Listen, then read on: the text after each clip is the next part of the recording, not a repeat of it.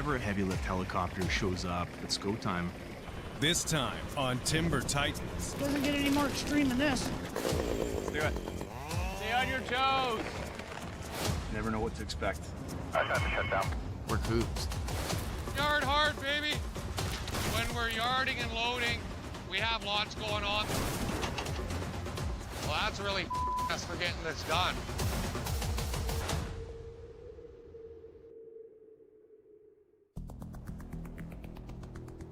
Keep our eye on the prize. We want to make sure we get this done safely, right? Gonna be some hiking. It's gonna be some hiking. Outside of Pemberton, British Columbia. Once you get to the very top boundaries of this block, you're getting into the gnarliest of the terrain, all that loose boulders. It's gonna be steep. Integrated Operations is in the third phase of their single stem logging job. What we're targeting here is transmission poles. These poles are almost double the value of a regular saw log. You can see up on the hillside there where the rock stops and the trees start. That's where the blocks are. The block is located inside the Spilkumton Community Forest, a partnership between the Lilwant First Nation and the Village of Pemberton. A lot of the revenue that's generated from these community forests stays within the community and gets reinvested. That's a win-win. I hear Emily.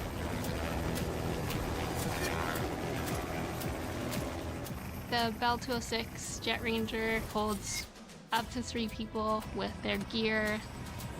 Good morning. For the last week, Emily has been shuttling crews to the block so they can jig the 2,500 stems that were limbed and topped during the climbing phase. Jigging is putting cuts at the base of the tree in order to prepare it for the heavy lift helicopter to come grab it with a grapple, snap it, and fly it away.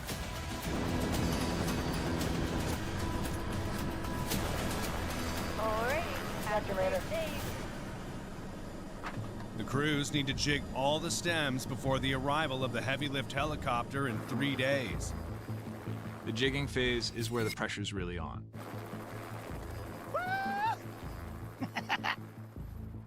Echo lines down below. Bill, a third-generation logger, is mentoring Seamus, Integrated's newest recruit. Young feller, isn't this something? Seamus is doing a great job. He's the kind of student that learns fast. It's what we want. Okay, you got the map out, right? Yeah. I'm very happy to just keep doing whatever's needed of me. I really want to continue getting better. Good thing I'm not scared of heights. During the climbing phase,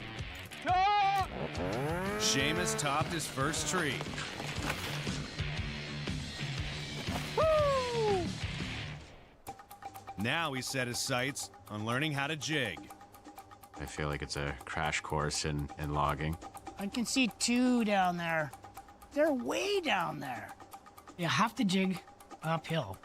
You start at your lowest stem, and you work up from there. Like, I'm probably gonna go down this side first to get to the lowest one. Yeah, I kind of reckon you go. So this looks like a drop off here. So the plan is, we're gonna go down, find out where our lowest stem is, and then I'll start working my way up. Hey, make sure you pick the easiest way down for the old guy, huh? Sounds good. Jigging crews work in pairs. Bill will cut the stems, while Seamus works as a groundsman, hauling Bill's saw and fuel. A good groundsman will not only pack gear, but will also go and find the next stems for the jigger, so the guy with the saw can just go boom, boom, boom, boom, stem to stem. E6, 7, 9. Should you go Echo 6 or E5 first? Here's a nice heavy pack for you. Thank you, sir. Here's a nice light saw for you. Oh, is it nice and light? Yeah. Sweet.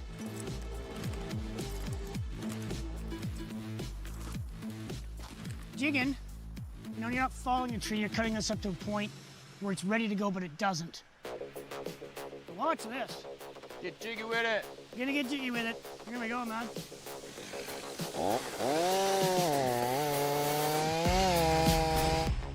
Stems are jigged at the base by carving out a strip of holding wood.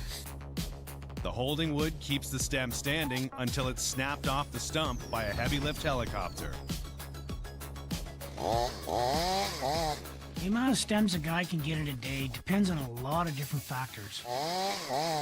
How big the stem is, how close he is to the next stem, how steep the ground is. Yeah, a little piece of ribbon for my buddy the pilot. Each crew tries to jig 40 stems per day.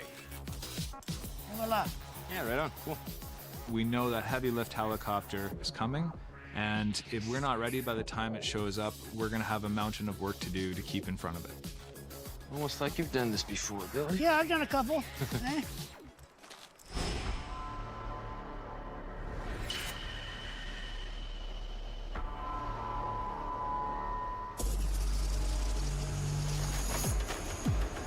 Anytime you're ready. 250 kilometers northeast of Vancouver. Put your hat on backwards for this one, Ralph. She's a nice one. The Peters Contract Logging Crew is nearing the end of a job they abandoned 3 years ago. There she goes, there she goes.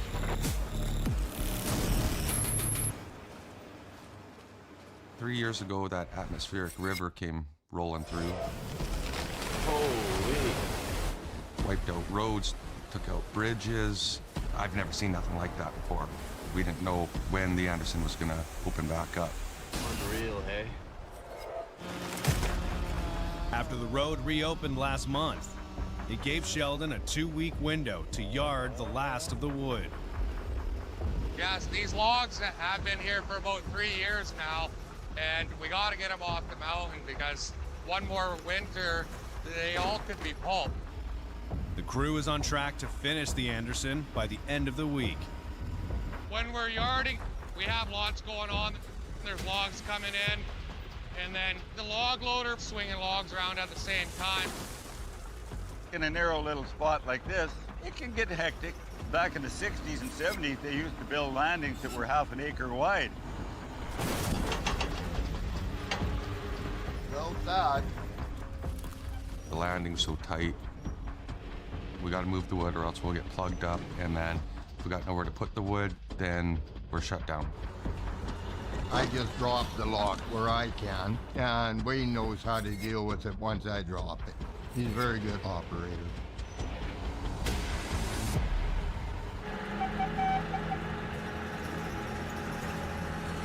Down below, Oh, man down. the hill crew chokes logs in a field of debris. I need longer legs. Do you have an extra set? One of the grossest hills I've been on. The wood's been on the ground for a long time. It's all fragile, so it's battling. It's tough going. Nice chunk up front.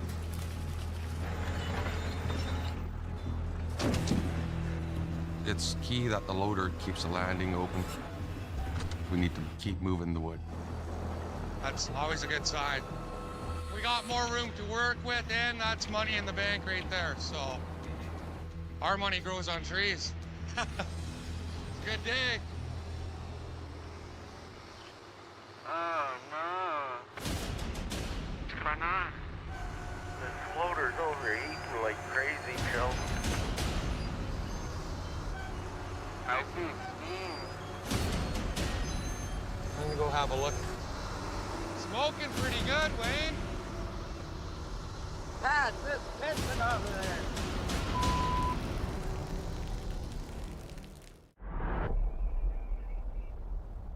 She's leaking bad. Steady stream coming out of there. On the Anderson, So this is not good. No, this ain't good at all. a broken down log loader has halted production. Somewhere right in here. Yeah, it's gonna heat up right away. That just happened. Yeah, it's pissing down there. I think it's a water pump. The water pump is what circulates the water through the engines. We got one truck sitting here waiting to get loaded, so that's really throwing a to things. And we got one loaded anyways, but it's screwing us for today and getting this job done in time. Keep dumping water in it, maybe. We got lots of water, don't we?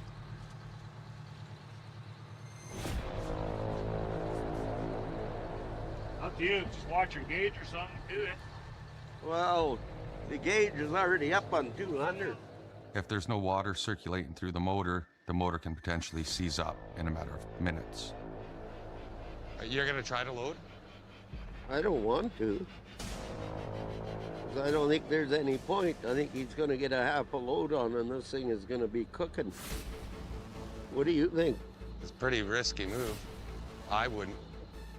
It's Wayne's decision on shutting everything down because he's the one running that machine. Well, you could end up overheating and seizing the engine.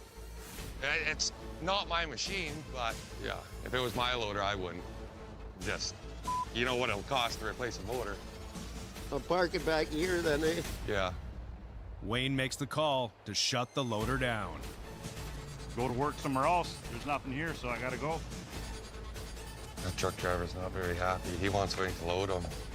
The driver will have to leave without a load or a paycheck. Have that logging truck go home empty, you know.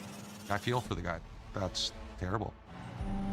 Like, put her to bed or not? No, we ain't gonna be hard, there's no way. It's leaking out of the water pump. He needs a mechanic. That means quitting time. Being so remote, trying to get a mechanic right away is difficult. You don't know if he's available, or it could be days from now. Today's a write-off. Well, that's really us for getting this done. Now I'm worried how long it's gonna take to fix this machine.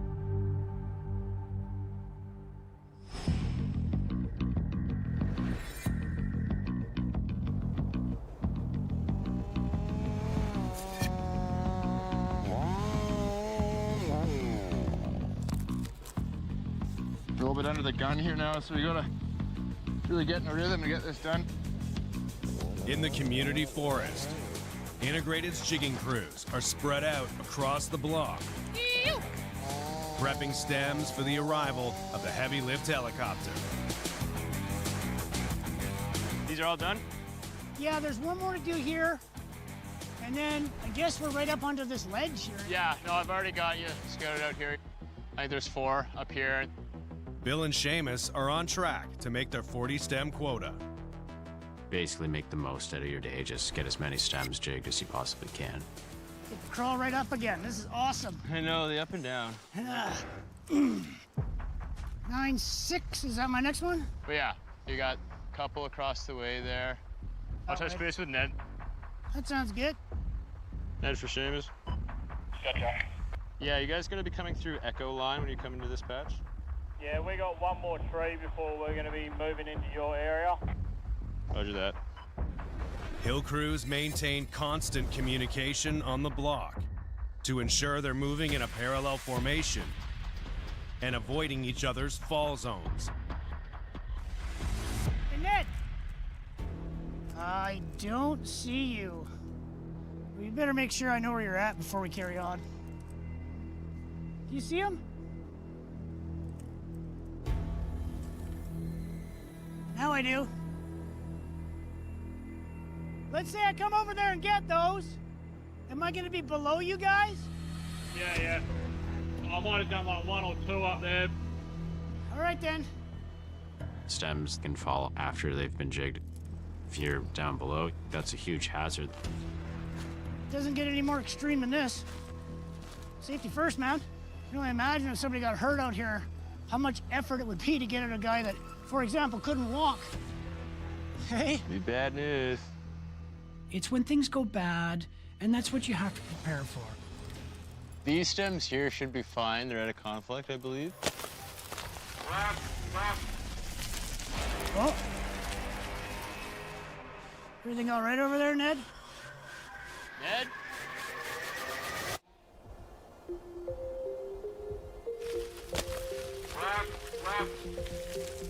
Oh. Everything all right over there, Ned? Ned? In the community forest, Bill checks in with a nearby jigging crew. Started noise. Yeah, all good, mate. Okay. Didn't sound like a stem going over because it wasn't like a huge crash. But yeah, it's a worry. Right away, you start thinking, oh boy, hope nobody got hurt. Bill is an emergency medical responder and responsible for first aid on the block. I work part-time for BCMs when I'm not working for Crispin. I thought I would get experience that I could bring to this job. Oh, I can see them across the way there. All right then, I'm gonna get these two here while you're heading up. Onwards and upwards. You get comfortable working with these people. They're my friends. And if something bad happens, I want to be there to help.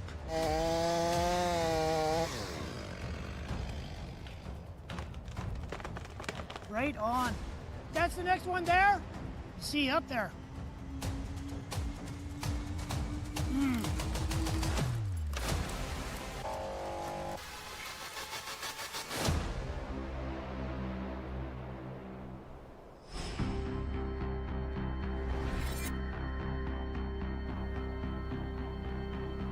It's always an adventure coming out like this.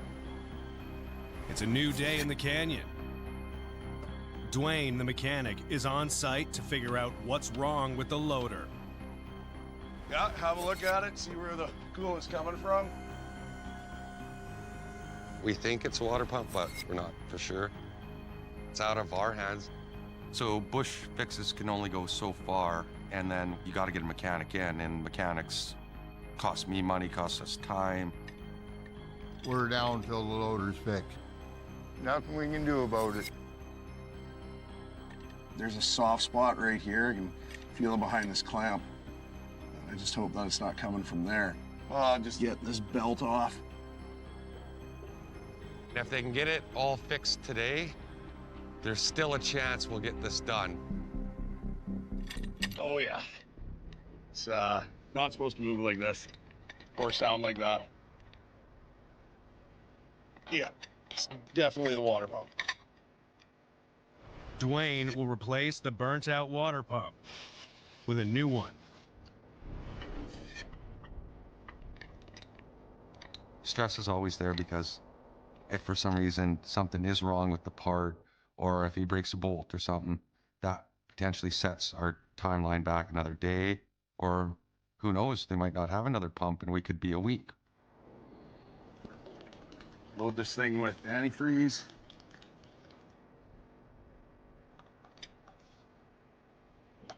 Okay, we should be good to fire it up.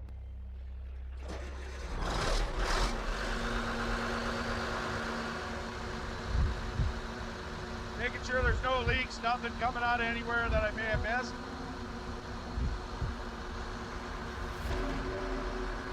So far it looks good. It looks like the water pump was the main issue. We're backlogging. The mechanic got it put back together, and we're now backlogging, which is great.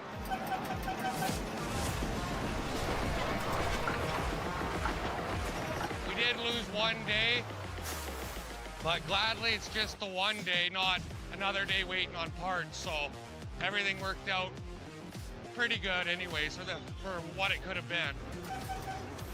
Yard hard, baby. I think it's still doable to get this done, but we'll see how the day goes here. Right on, man. I think we'll get her.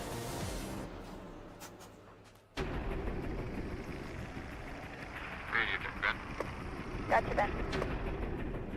In the community forest. Stay on your toes. Pretty gnarly terrain out here. Seamus has switched partners and is working as Ben's groundsman. Who made this trail? Must be getting kind of close. They're jigging the last patch of stems before the heavy lift helicopter arrives. My side gig, I usually pump gear up Mount Everest for wealthy dentists. The floor is lava. You have to move. Call me Sherpa Seamus. It's nice having a groundsman out here. Seamus is our newest and brightest. He just moved from the East Coast to try and do West Coast forestry. These hills don't mess around. Oh. Everyone that I work with is an athlete. What it really comes down to is just really pushing yourself all the time. So if you look up this tree here, it's shrouded by that big fir. That helicopter's only gonna see limbs. These pilots look down through a canopy of trees, and all he's looking for is a dinner plate sized tree top with a colored ribbon on it. And if there's a limb or there's anything above that tree, he can't see it. We're gonna throw kerfs in this tree so it has more room to move over. When we do that back cut, it's gonna sit right out. Hopefully, the finished product, this thing will be hanging out below that fir. And that helicopter's gonna look down and see that poking out. Yeah, right on, cool. Let's do it. So jigging's kind of a unique way of cutting up a tree. You're trying to make these trees do these things that they aren't really meant to do.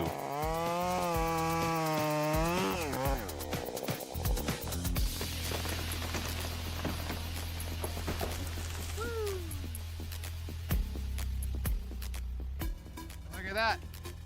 Standing right up for that heli now. Nice. There's nothing that trains you for single stem. There's no classroom, there's no book you can open and say, this is single step. This is on the block training. Looking great, bud.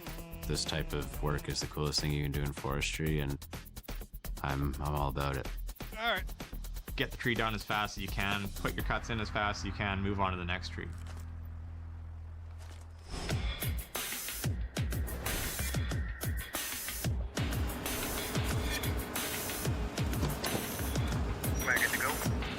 Go ahead. Hey, Dwayne.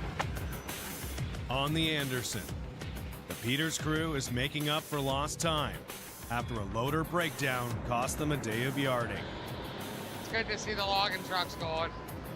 That's truck number 4. It's a good day.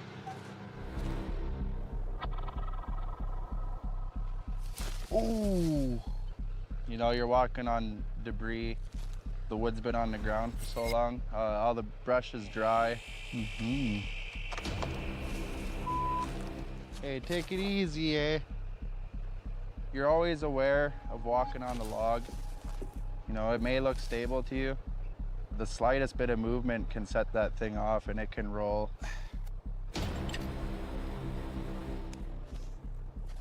Get out of there! Get out of there! Good job, boys. Yeah, I see it coming. That rock was ripping. Watch your noggin if you want to keep on logging. As the hook tender, Darren keeps watch for hazards on the hill. I think I ate 2 bugs. It's those little deer flies. They leave welts and they get really itchy. But I can't complain because the horse flies aren't out yet. They'll take chunks out of you. Me and Darren were first cousins. We grew up in the same house, so we're more like brothers. You betcha. Working with family is definitely above and beyond. We got a pretty big one on this one.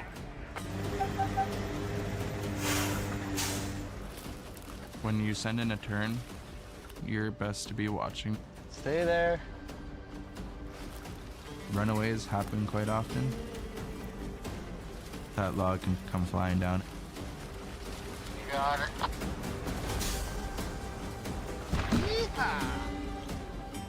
It's a tough job. There's no time for slack at all. It's work, work, work, work, all the time.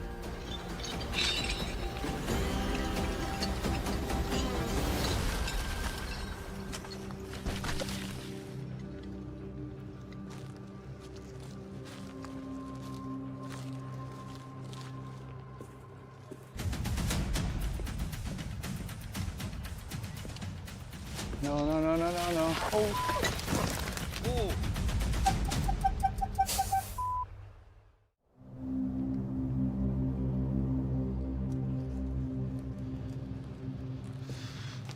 No, no, no, no, no, no. Oh. Oh. You okay? You all right? That was something. You all right, Cyrus? Oh, that's pretty deep. Here, let's have a look. It is deep. Hey, Sheldon. Right there. Cyrus was walking on a log.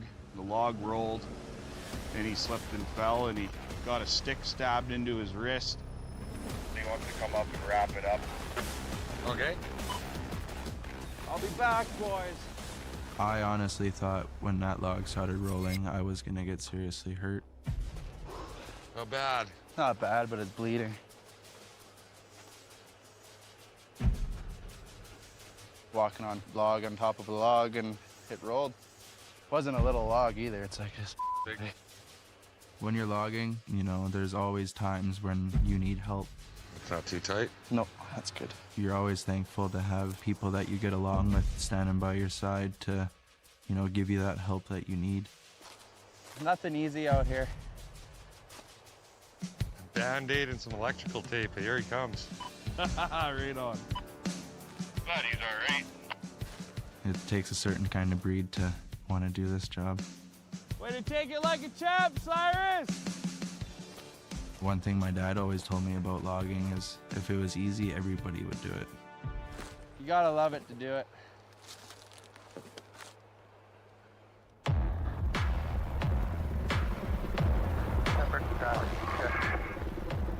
Victor Romeo. Yeah, copy, got you. Start there. In Pemberton, the heavy lift helicopter arrives. Leroy, you on? Go ahead. You're gonna fly in here all day, are you? I think so. Integrated Operations is moving into the final phase of the single stem process. Snap and fly heli logging. I'm here just to look after the snap and fly portion of the project. We'll see what happens. We're logging, so you never know what to expect.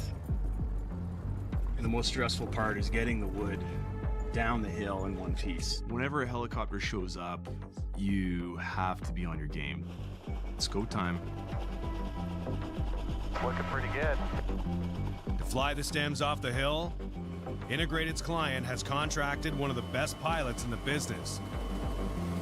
Oh, I like this job, yeah. This is great. Like, I'd come do stems any day. Leroy's a guy that's flown almost every heavy lift helicopter that exists. He's got so much experience. So this is K-Max, purpose-built helicopter for utility lift. The K-Max is a single-pilot aircraft built specifically for lifting external cargo.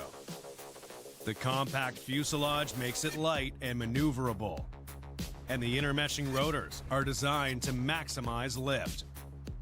The rotor blades are made from a hybrid of wood and fiberglass. One of the things about the K-Max that is just remarkable is that it's a composite blade with spruce wood in the helicopter blades.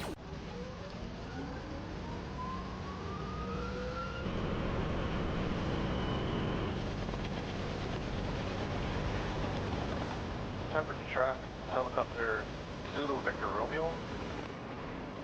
We'll be working between 3,000 and 1,500 feet. The K-Max is such a great little powerhouse.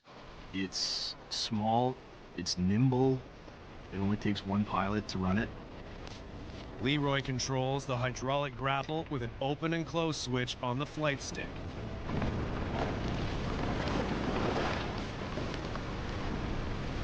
Head downhill, right? The K-Max is unique. The blades are counter-rotating to each other, so they don't need a tail rotor. In a standard helicopter, 20% of the horsepower goes to the tail rotor. Here, you've got 100% going to lift. How cool is that? That's good. It's going to be a good turn here. When a helicopter is flying turns off the hill, you ideally want them to be doing turns every minute to 3 minutes. So that's kind of what we expect as sort of a window, back and forth, back and forth, back and forth. Boom. And in 54 seconds, so he's right on. We can tell you're good, Leroy. Hey, Leroy. Right behind you.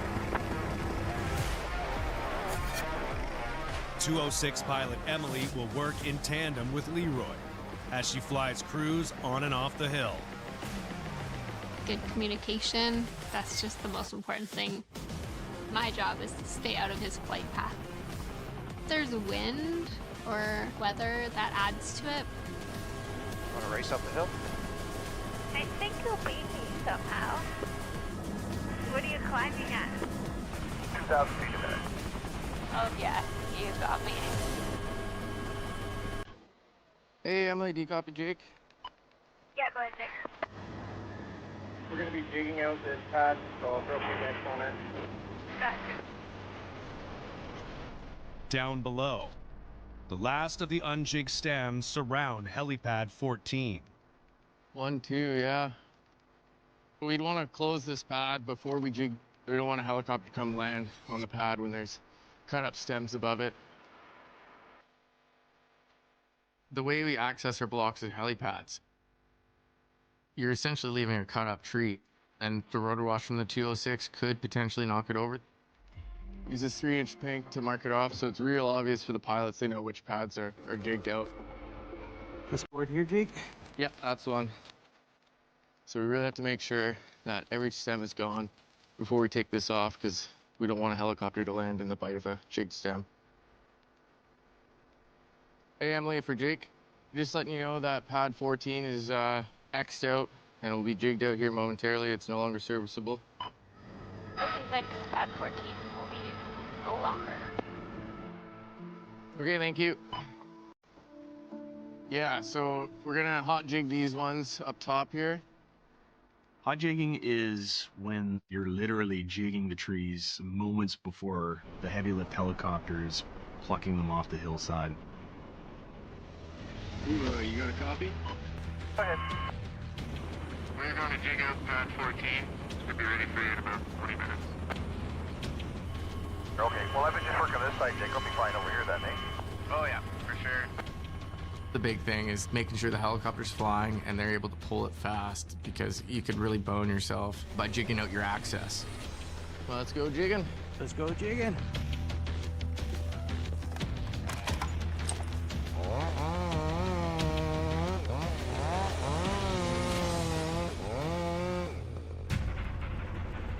Leroy's cooking there right now. It's good. It's what we want to see. When he's coming in, he's not just dropping them and running. He's kind of gently placing them on the ground to make sure that they come down in one piece. There's very little tolerance for damage on these poles. It doesn't take much to kick that out of pole quality and back down to lumber quality. Bit of a wind flaring up here. A strong wind from the valley is pushing air up the mountainside. And you can get unexpected wind bursts over 70 miles an hour. This could be a challenge. The bursts are making it difficult for Leroy to control the grapple. Oh, wow. Leroy, we're ready for you. Come get these big stems here at pad 14. Hey, Jake. Yeah, go for Jake. Yeah, I just have to shut down for a second. The wind forces Leroy back to base. The jigged out stems around pad 14 will have to wait. We no longer can use this pad. We have to hike out like 2 hours to get back down. We're kind of hooped.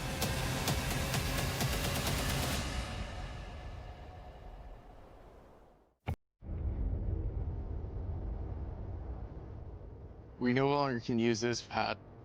We have to hike out like 2 hours to get back down. We're kind of hooped.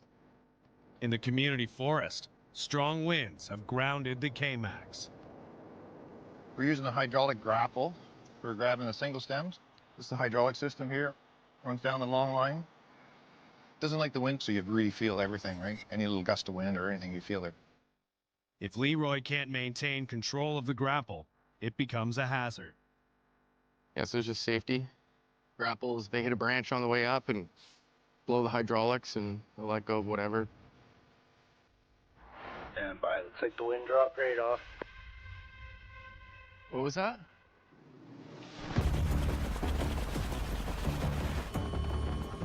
Hey Jake, you on? Hello?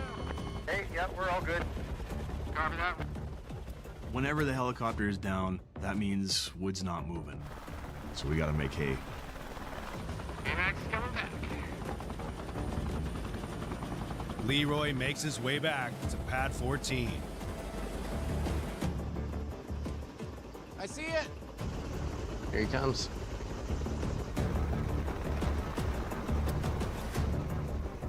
Jigging is such a fine art.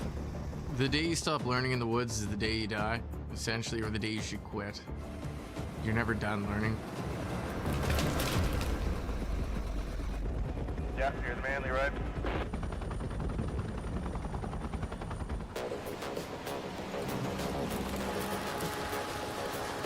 This is last turn, Sheldon. Okay, right on. Thanks. In the canyon, the last log is yarded up to the landing. That's it, that's all. And after 3 years, the Anderson is finally finished. Thumbs up it is. That's it, we're done, so that's great. There's pride in finishing the job for us, and you want to do a good job, and I enjoy that. The last of the deck wood will be hauled out later, after Sheldon and the crew walk the yarder down the hill. You gotta get the machine ready to move out of here. Gotta run the guy lines in. The crew is scheduled to start their next job in 2 days. So we're just about to start moving the yarder now. We're gonna get them twisted and then we'll tower them down, then hook up to Wayne. Okay, Ralph, ready to roll. We're just watching the tracks, making sure he doesn't walk off the sprockets. As everything goes good here. The track already jumping now. The block road stretches 35 kilometers down the mountain, with 2 steep switchbacks maxing out at an 18% grade. The yarder will be anchored to the loader for the walk down. So things could go wrong. My clutch could start slipping, then it's gonna freewheel. I'd rather be sitting there pulling in wood than moving the yarder. It's really steep and drop over the edge. Yeah, you don't hug that side. You're going to the other side. Definitely. This is Ralph's lifeline in a sense there to keep him from going over the bank. When I'm heading down the hill, I got the loader behind me, snubbing me down, because he's got better braking power than I do. She's all yours. Hey, Wayne, you've snubbed people down before. You know I need slack for making the switchbacks, eh? I've had people hold me too tight and I can't turn the corner. Are we ready to roll? Yeah, good luck.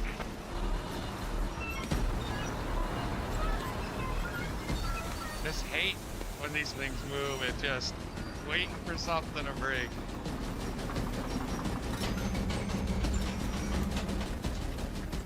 I'm worried about the switchbacks because it's a lot of turning on the tracks and it's hard on the tracks.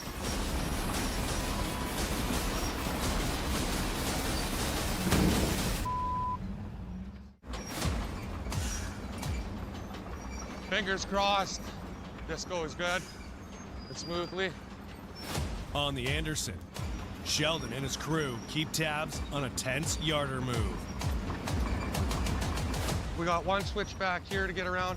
Corners aren't always hard on the yarder, just because there's a lot of tension on them turning, right? So when we walked up here, we broke a track on that corner, so it's already done some damage. The yarder sits on top of a repurposed World War II M32 tank track. They were made for the war effort, so that's how old they are. Nowadays, it's so hard to find those tracks. I've had to go and buy old tank drills. I've scrapyard just to find those parts.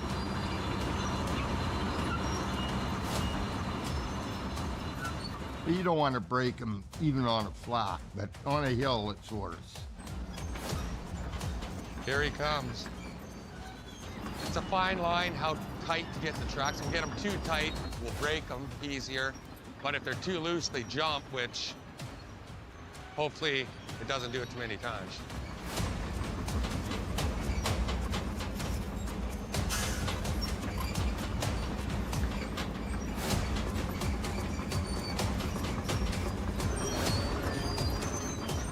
Yeah, he came around that one nicely. Pretty good. How much farther do we gotta go? We're probably 1.5 kilometers. Sheldon. Talk to me, Brennan. Brennan was asking for a can of paint, so there's something going on one of the tracks.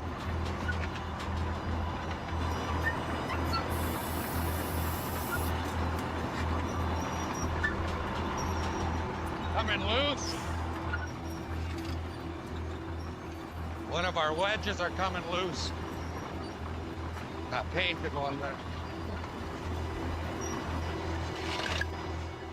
Ralph, once you get down here on the flat, I'm gonna get you to stop, and I want to tighten up a couple of your wedges there.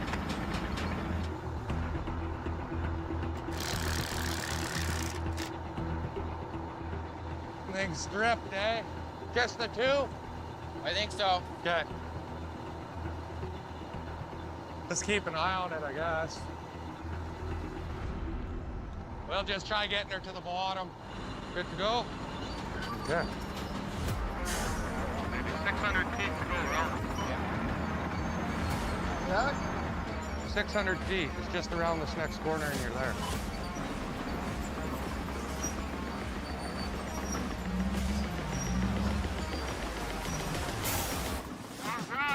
That's good there, Ralph. After 3 years, the yarder is finally off the block. Mission accomplished. And the Peters crew is ready to move on to their next job. I'm glad we're done and got her walked out. There's a little bit of relief where, hey, I might get a day off to kind of have to myself to get ready for the next one. I'm happy. The guys are happy. We can go and start logging another valley.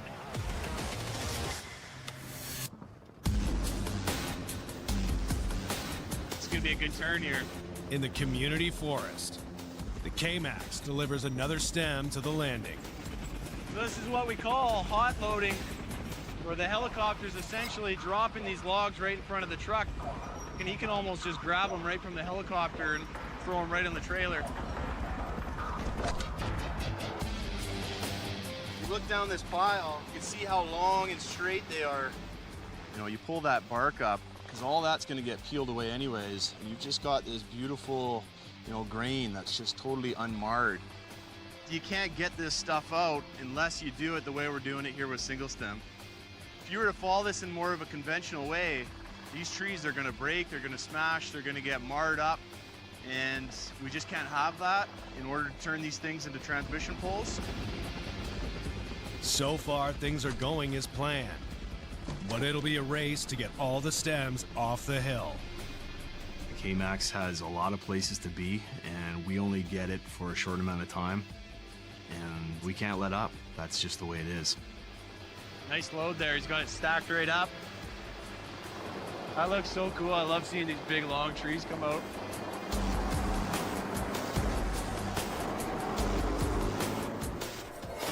This was a hot, intense fire. Next time on Timber Titans. In 24 hours, it grew 10,000 hectares. 72,000 kilograms pushing. Gotta be very careful. Those... Got one at a time. It's gonna be a good turn here. Everything's wrapping up. One last patch to do. You're working for it. Everything wants to kill you.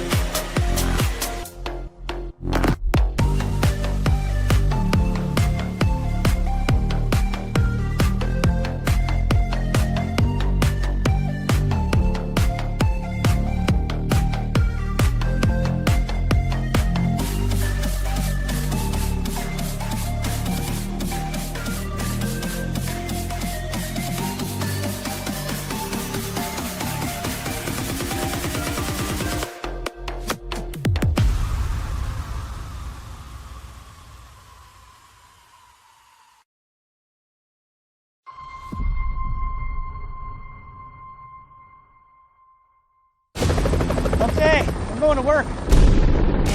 This season on Timber Titans. It takes a certain kind of person to be a logger in British Columbia. It's one of the most dangerous jobs. So sketchy. You gotta be a little bit haywire. There's a little bit of cowboy in everybody that's out here. Nothing like logging. It's a different adventure every day. There's a constant battle. It's steep or high elevation. Challenging, windy.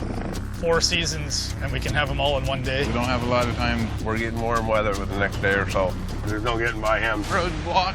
Oh, no. Brutal conditions. I can't see nothing. Fog is the kiss of death.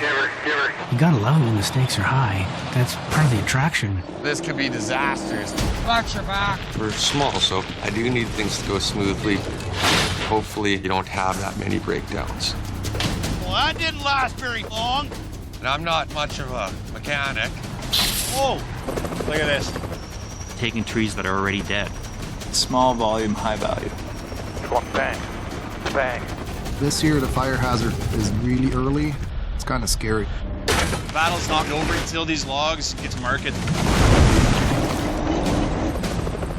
It's stressful. We got a little runaway here. Oh my God. That's logging.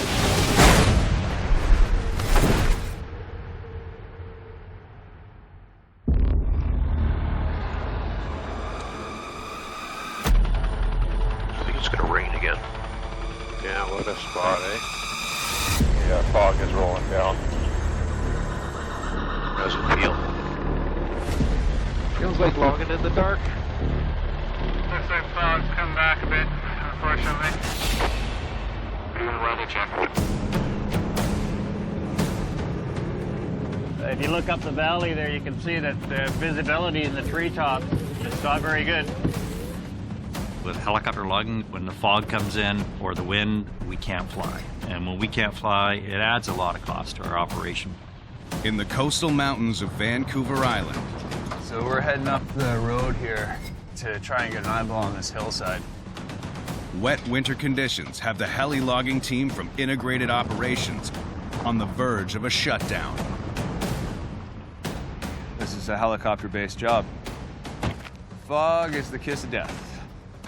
So when you can see through it, it's thin, and working in thin fog is okay, but thin can turn into thick just like that. Yeah, it looks like the valley bottom is open at the moment. Yeah, we copy.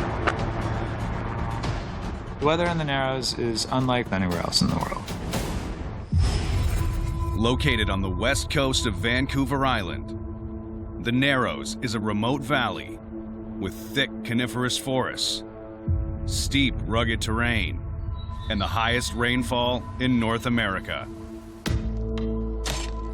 The block is made up of old clear cuts where large cedars were harvested but overlooked during the extraction phase because they were covered with forest debris or impossible to access. We're going into old blocks and picking up wood that's been down for anywhere from 5 years to 100 years. One of the things that attracted us to the Narrows was the opportunity for salvaging some of the dead and down material. But it's one of the most challenging projects that we've ever taken on as a company, by far. Integrated Operations Group is a Vancouver Island-based logging company started in 2014. Clients know us as a company that does the steep, the remote, the difficult access, the stuff that's hard to get to. The Narrows took 2 years of strategic planning before logging began 2 weeks ago. We've invested well over $1 million in trying to produce something, not knowing if we're actually going to make money. Okay, we're coming over this out here. The centerpiece of the operation is the Sikorsky S-61 heavy lift helicopter, a commercial version of the Sikorsky Sea King anti-submarine helicopter commissioned by the U.S. Navy during the 1950s. The S-61 is a staple here for yarding helicopters on the coast. Along with the S-61, a Bell 206 Jet Ranger serves as the support helicopter. The Bell 206, it's not meant for hauling logs. It's a light-duty machine that gets guys on and off the hill. These guys are just waiting for the ride up the hill. It's just way too severe a terrain to be able to walk into any of these blocks. Every day starts with a tailgate meeting. We talk about where guys are going, what paths they're going to.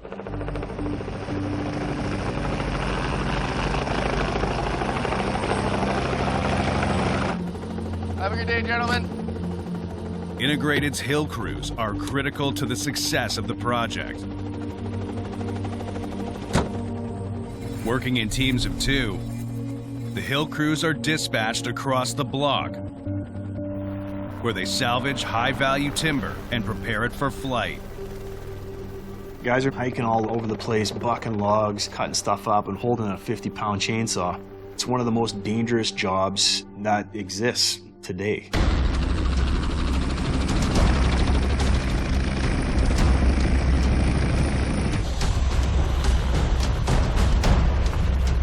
Okay, I'm going to work. To be a heli lugger? Yeah, you gotta be a little bit haywire. There's a little bit of cowboy in everybody that's out here.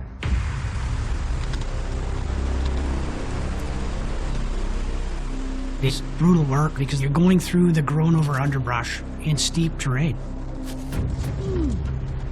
Looking for wood that somebody else had left behind. Look at that! That's huge! Found a cedar tree. Bill spots a massive cedar that could be worth thousands of dollars. I'm kind of curious how good it is. As long as it isn't rotten inside. Did you want to bore in to the top? I'll do that, yeah. Sometimes you can't see the quality at either end, so you've got to cut into it to see what's there.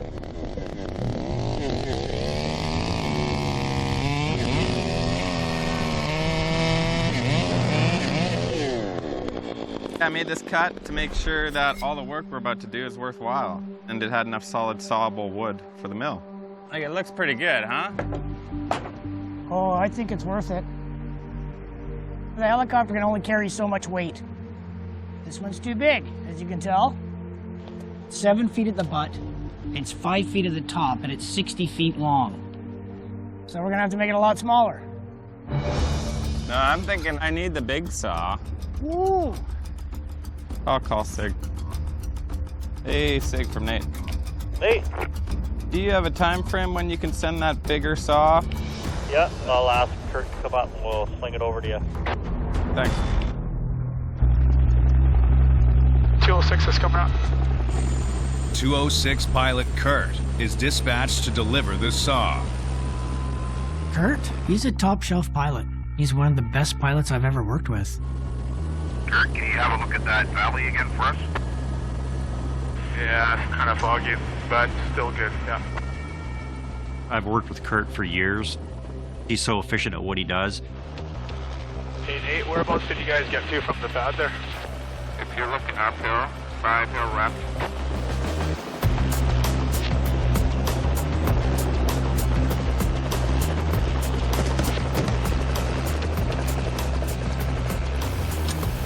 Breathing gear. All right. Well, since we're gonna rip this log in half, and it's 7 foot at that end, we needed a bar that's gonna reach. Ripping involves sawing the log straight down the middle to maintain its length. You rip it, and then each half will fly, because it'll be light enough at that point. He's marked where he thinks center is for the log, and he's gonna run a line that's up in the air. So when he runs the saw through the log, as long as he keeps the handlebar on the side of the string, it'll be a nice straight cut. I'm gonna fire this thing up, see if it even runs.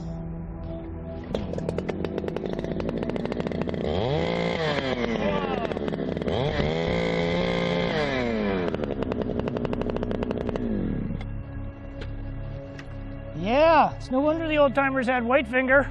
If you hang on to one of these long enough, because of the vibration, you actually lose feeling in your hands.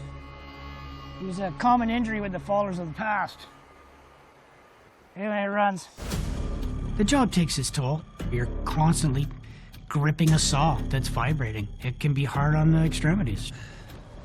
I've never ripped a log this long before in my life. Neither have I. It's gonna be interesting. So we got a giant cedar log laying on the side of the mountain. Because it's sitting the way it is doesn't mean it's gonna stay that way.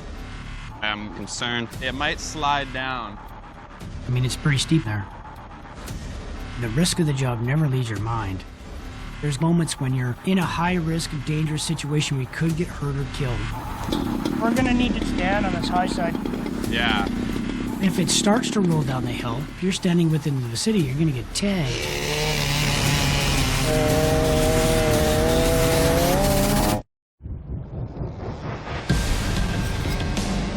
On the west coast, with fog rolling in, Nate rips a 6-ton cedar while his partner Bill keeps watch.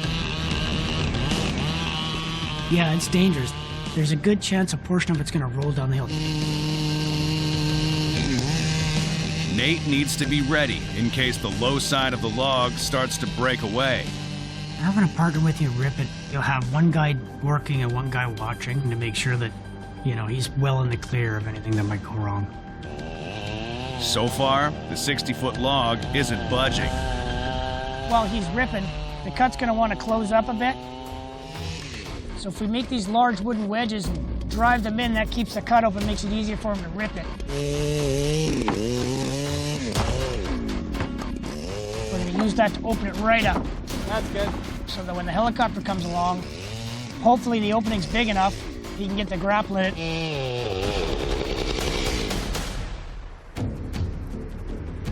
We were a bit worried about the weather, as you can tell.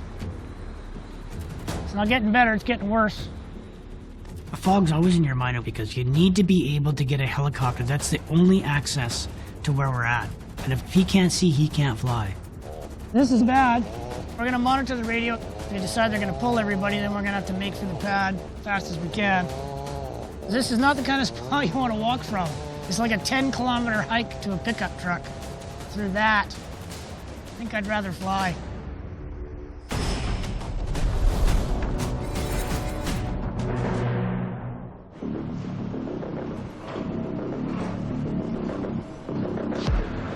How are you guys doing today? It's wormy. Yeah, the sooner we can get out of here, the better off we are, I think. We don't have a lot of time to waste right now. Mother Nature looks like she's gonna be taking over before too long. Yeah, you bet. 2 hours north of Prince George, British Columbia. Just in a matter of a week, I bet you the snow's dropped over a foot. Does Cho Logging is running out of time to finish their winter block, the Holder. We have around 200 plus loads left in the woods that we have to get out of there before the roads all fall apart. As winter fades, spring temperatures are thawing the thick layer of ice beneath the block road, transforming it into a muddy pit. Loggers call it breakup, and it signals the end of the winter season. Breakup is when it's too wet out, the roads are too soft to drive on, so after a certain point, we don't haul anymore. To get the wood off the block before breakup, the machines need to be running at full capacity. What's going on, guys? A problem? Yeah, we got something leaking on the machine there. We should probably check out before we go back to work. Okay. Do you know what it is, or? That looks like it's by the AC pump. An oil leak on the loader could be a sign of a bigger problem. No lights or nothing coming on, eh? Nope. When the machine's down at this time of the season, when we're trying to get all the wood out before breakup, it's not a good thing. Still full of oil. Those three skidders are dependent on this one machine right now. If this one's down, well, then everything runs behind. It goes right down the line. Does Cho runs a conventional machine-based logging operation. The bunchers cut the trees. The skidders drag them to the log loaders, where they're sorted and stacked for the processors. Processors limb and cut the stacked logs to spec. And they're loaded onto trucks and hauled to the mill. Teamwork, that's what it's all about. I can't see any major leaks or nothing. It must be just something sweating a little bit. So we're gonna run it for a bit and he'll have to stop, keep checking it to make sure that it's not leaking right. We'll button this up, let him go back to work. Things like that, if you don't keep an eye on them, it could, create a problem, right? And we don't need that right now. Yeah, it's just something we need to keep running.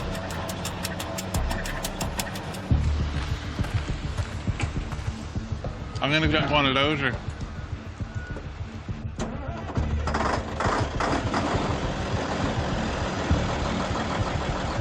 Frost is coming out of the road. The weather's getting warmer. See these spots like this in the road popping up. That's what happens on weather like we're having right now. Not good. I'm gonna have to scrape that all off of there. Right on, boss. Thanks. Yeah, right on. And the last thing I want to do is not see any wood come off of that hill. Does Show Logging is based in Mackenzie, BC, and owned by the McLeod Lake Indian Band. The company started in the 1980s with the intent to log on the band's traditional territory. Since then, Does Show has grown to become one of the largest logging companies in British Columbia. It is a race. Whoever says it's not a race doesn't know what they're talking about. Back on the block, the machines rush to get the last of the logs harvested before breakup shuts them down. It's all about back and forth, fast as you can, safe as you can. On there, Trevor. Yeah. Here he comes. I'm just stacking the wood up for the processors, keeping the skidders going. Well, things are going pretty good so far.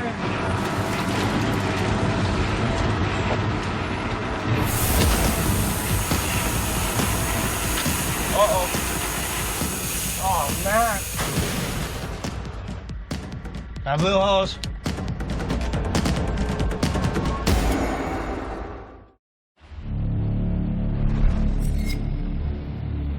That blue hose.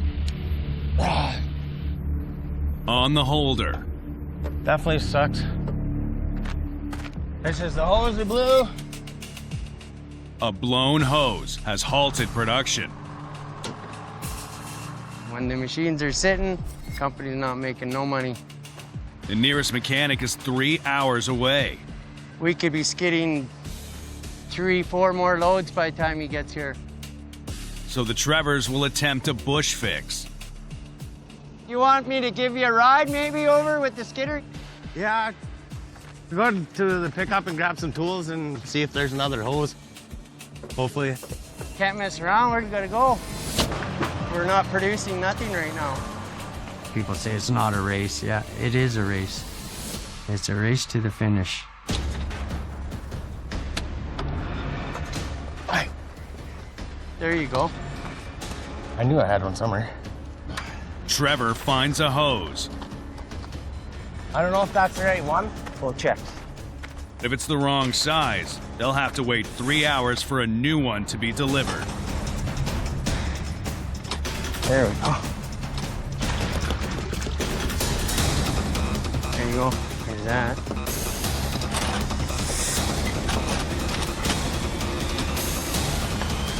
Bada bing, bada boom. That a boy. He made it look easy. Rock and roll. Back to work we go. Hopefully it doesn't leak when we fire back up. We'll soon find out. Oh, I don't see nothing spraying. Good. Thanks for your help. You betcha. That's key. Being able to work together as a team.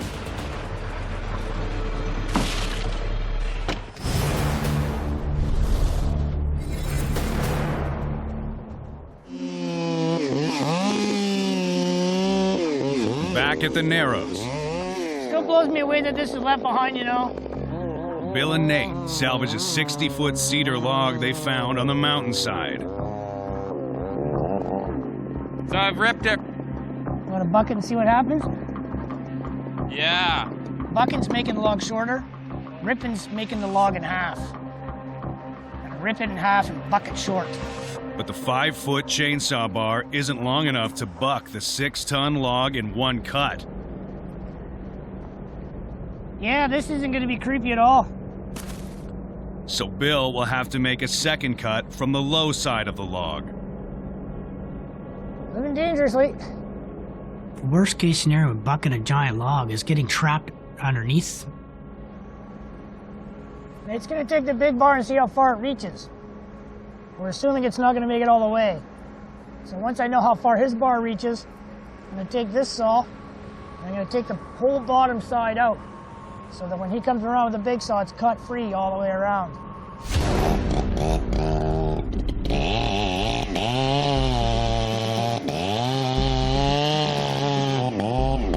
Yeah, I'm ready. If I predict the log to do a certain thing and it does it, I'm fine. But if I go in there and my prediction's wrong and I buck this thing and it comes at me, I need a way out.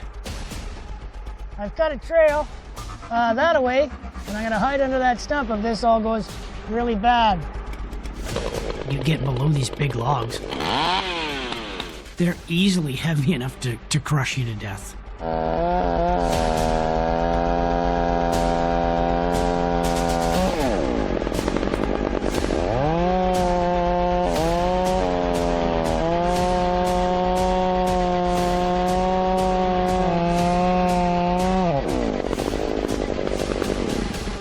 Yeah, that side's off. The first buck is a success.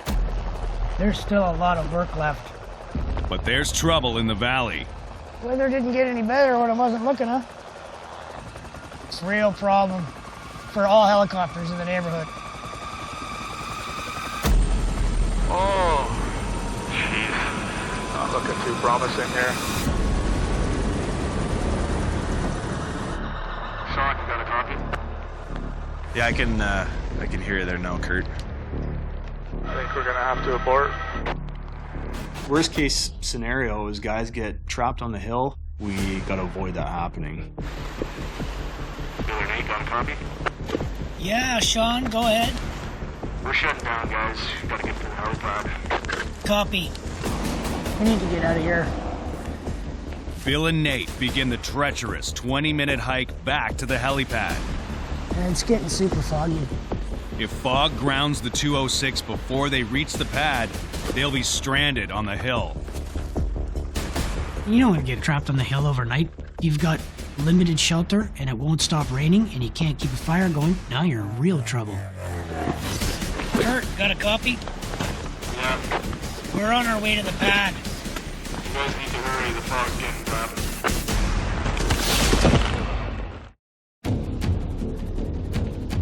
We're shutting down, guys. Gotta get to the helipad.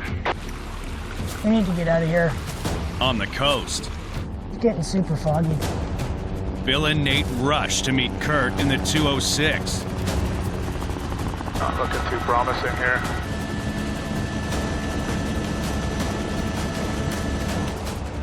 Come on, pilot man. If Kurt can't land in the thick fog, they'll be stranded on the hill. Hope he comes back to get us. Let's see if we can see anything here. Can you see us, Kurt? Oh, here we go, right there. Helicopter coming. I'm gonna get back here.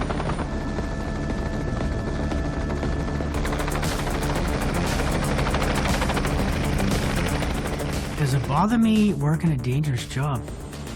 You gotta love it when the stakes are high. That's part of the attraction, is the risk. Hey, Kurt. Kurt's a helicopter pilot, but he's a logger just like us. Getting 15, 20 guys on and off the hill safely for months on end. Kurt's a guy that does that for us. Kurt? Yeah. are the backstabber. You and my mom are the only ones that tell me that. I'll spread the love.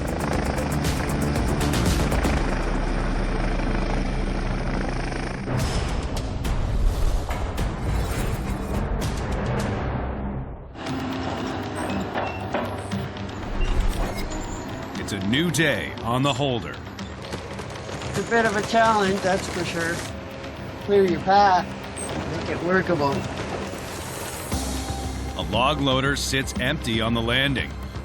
The operator hasn't shown up for his shift. The loader's down. It's a little hard to get around. Logs are piling up, and the skidders are running out of room to work. You could just drive straight down the other line and out the end. Yeah, but I skid my own way. Like, you skid the way you do, and I skid the way I do, right? The congestion, that's when people get a little pissy because it's not the best thing to all be working so close quarters like that. I got a little bit of a situation I got to deal with. An operator's late, so 2 skidder operators working and nobody piling wood. Get some of it cleaned up so they can keep on skidding. If you guys are looking for me, I'm going to be out here. I'm missing an operator here. Right now, we need every machine running if we're going to get the wood out before it break up. When that machine sits, then we're losing production with the other equipment. If the loader isn't stacking for the processors, they'll run out of wood for the trucks. These guys that run the loaders and skidders, when they work together, they're always counting on each other, to do their part of the job. He is letting the team down. There has been a few times that he's turned up late. I have talked to him a few times, and I've given some warnings.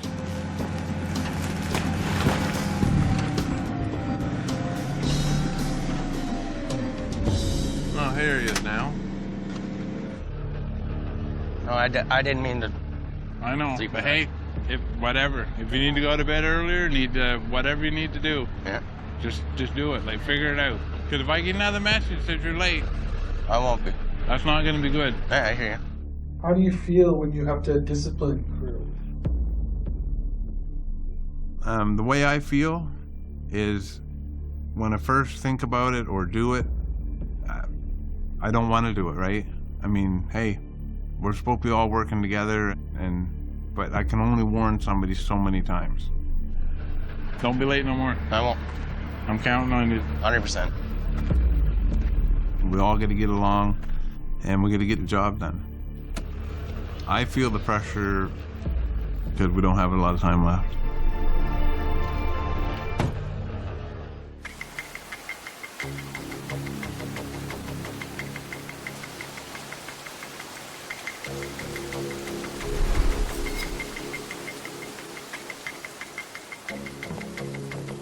Very wet today. Back on the West Coast. So this shows rainfall in the last 12 hours. We had 46 millimeters. That is a no-go right here. After fog grounded both helicopters yesterday, relentless rain is extending the shutdown. Can't put anybody on the hill because of the moisture saturation, soil saturation. It makes the terrain unstable for tree roots and for landslide potential. We have very strict rainfall protocols for safety. We get so many millimeters of rain in a day, we have to shut down. We're just waiting for a weather check from camp. Got some pretty typical West Coast weather today. Sorry, Sig, what was that? We're rained out. Unfortunately. Okay, thanks, Sig. We'll stand by. In the heli industry, our costs really come down to how many cubic meters per hour you can fly.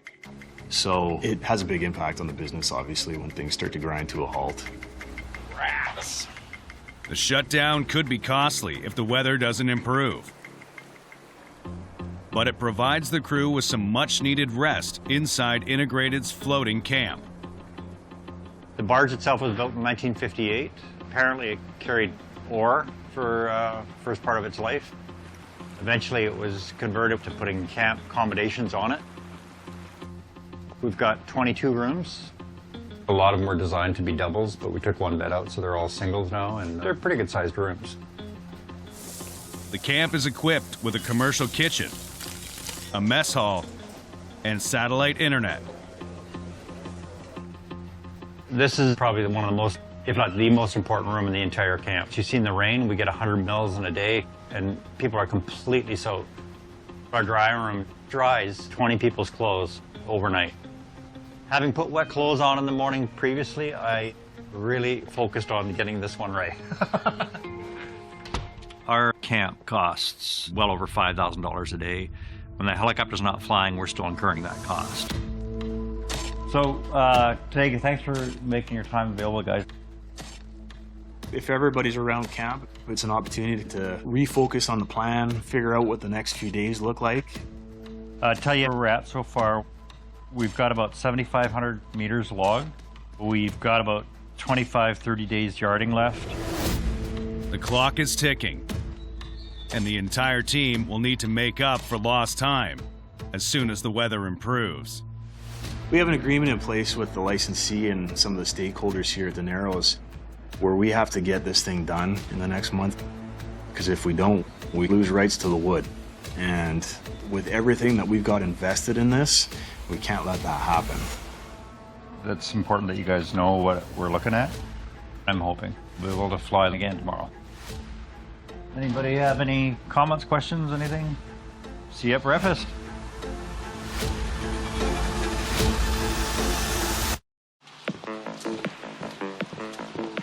All right, it's good to go. After a 48-hour shutdown, the S-61 is cleared to fly. 61 something. My clothes are all nice, warm, and dry. Nothing better than a good dry room. Over at Integrated's floating camp, the hill crews prep for a day on the mountain. All right. Weather's our biggest enemy on the West Coast. It can change in an instant out here, so you got to be prepared to get the guys off the hill in a hurry. It's a pretty good feeling when we can actually go back to work. Here we go. But with the shutdown, there's certainly a sense of pressure.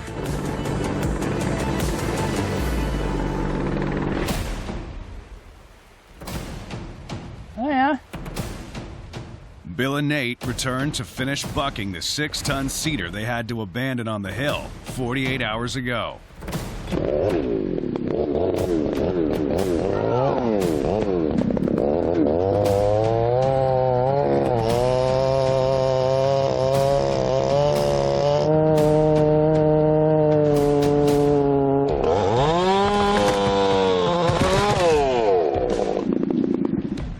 Moved quite a bit, didn't it?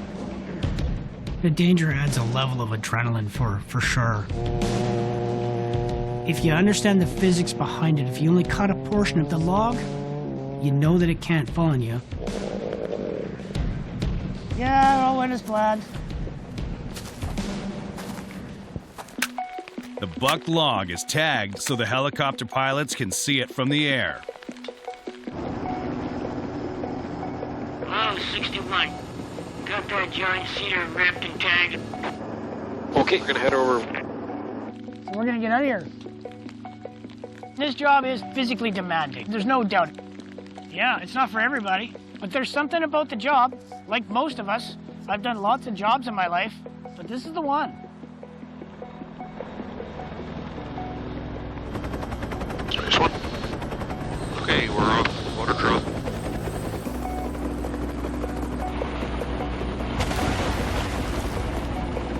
Nice. 61 just flew a turn to the pocket. Decent turn. Look good. Seeing all these logs come down is just, it's such a big relief for us. After almost 2 years of investing time and energy in this project, cautiously optimistic. But it's too early to speak with any confidence. things can go wrong in a hurry out here, so just got to keep at it. It's the name of the game, is just stay on it now.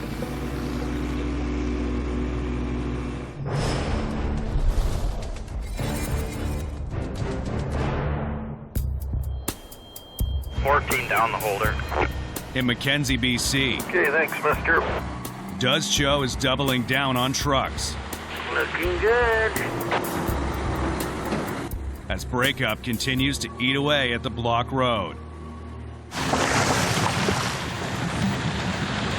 I noticed yesterday there was a couple times where both of the loaders, operators, were just sitting there waiting because they didn't have any trucks. So when they're waiting there for half an hour to an hour, well, that's a couple more trucks they could be loading. Kevin's contracted extra trucks to move more wood. See you when I see you. Oh, you got another one loaded out. Loaded down 7. And so far, his plan is working. We're just running out of time. The weather's getting warmer and it's not good for our road right now. The Holder Road stretches 9 kilometers across the block, with 2 steep switchbacks and a wooden bridge that leaves little room to maneuver. Where's this bridge at, guys? And now that the snow has melted off the bridge deck, it's clear there's a problem. Yeah, the bridge is a little on the rough side. Yeah, it's falling apart every round. Both sides on one end and one side on the other. One of the last trucks that went out hollered at me and told me he had a problem with the bridge. I'm gonna go out and check it out. I don't like this white stuff. So this snow's not gonna help us out, not unless we get colder, a lot colder weather. Whatever snow is there is gonna melt, and the only place it can go is on my road.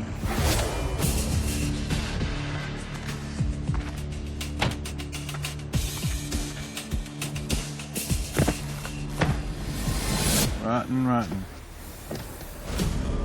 Can't trust that there. We have to stop hauling logs right now to repair this bridge. They gotta shut the whole thing down. Not good.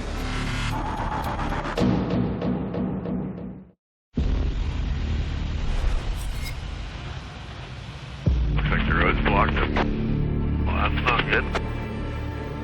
On the Holder, This is the first time I've actually come to a bridge that's been this bad. Rotten.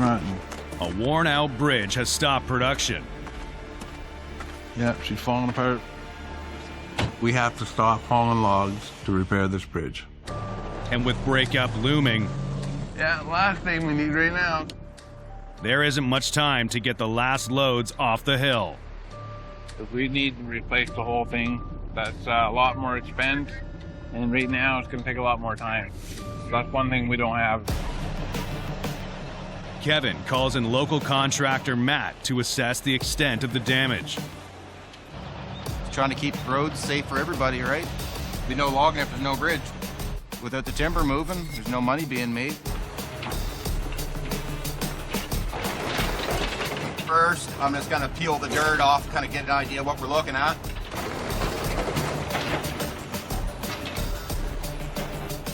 The hope is that only the top of the bridge is damaged, The bridges take a pounding for sure. and the underlying structure doesn't need to be replaced.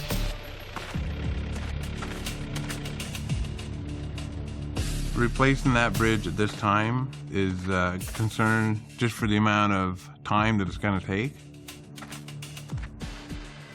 The bridge deck is pretty rotten. But the underneath looks pretty good. Like the frame and everything is perfect. So just gotta yard them timbers off. We'll lay them into place, squish them together, nail them down.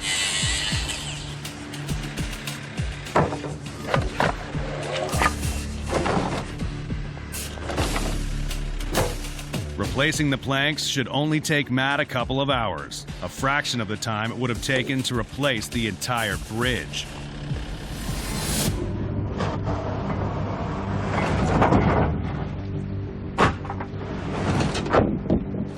I thought it was going to be way worse.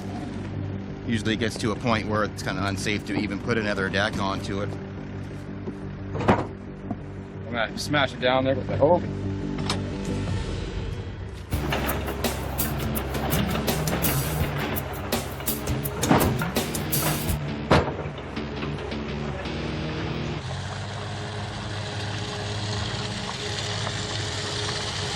How'd you make out? They're all right underneath. Like Oh, the yeah? stringers are all right. Is it? Yeah.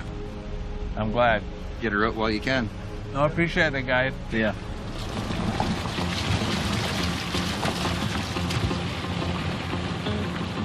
Get her all nailed down. Right on. We won't have to hold any trucks up. Don't have to worry about that, eh? Open it up. Okay, let's go. We're back up and running. But for Kevin and the crew, the clock is ticking. Sun grows, breakup's coming. Good for soft. She's gonna be pretty ugly, man. Pretty ugly. For the amount of wood we have left to haul, we're hoping that Mother Nature cooperates. I need things to run smoothly these last few days to get all the wood out. It's all a race to the finish. It's gonna be close.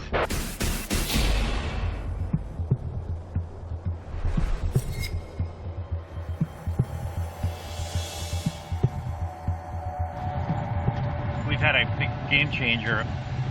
Alberta fires are really needing the heavy lift helicopters for bucketing, so we lost, of course, S61. At the Narrows, an unexpected loss has shut down the operation. All the 61s, including the ones we're using, are all gone to Alberta firefighting. Alberta is burning as more than 100 wildfires rage across the province. Right now, it's just an absolutely devastating wildfire situation in Alberta. The forest industry is a huge resource for the wildfire suppression and mitigation effort. So when things get bad, these helicopters are often called to task to keep communities safe. Their commitment is to fight fires. I have no problem with that, but it completely shuts us down. Without the S61, there's no way to get the logs off the hill. There's pieces all along here. We're going to be challenged to get all of it, I think. We're running out of time here, so once our contract's up, we're done. We have to stop logging. If the S61 doesn't return before the contract runs out, the consequences could be dire. With everything that we've got invested in this, it would just be devastation for the company. We don't know when we're going to get them back. Okay. If you don't have butterflies, you should. Okay, here we go. We're on the hunt. We're looking for big logs. Next time on Timber Titans. Frickin' all horsepower. Windy out there.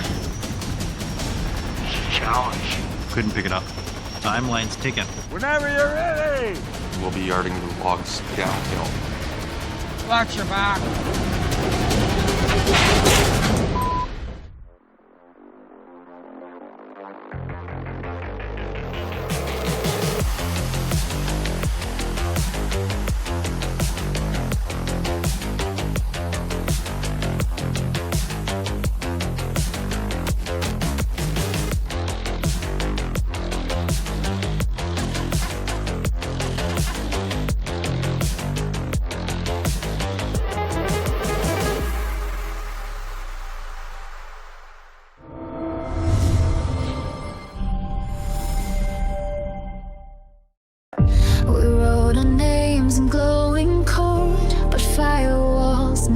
Explode. No, I rewind what we became, but even perfect lines can't save. We were flawless, now we're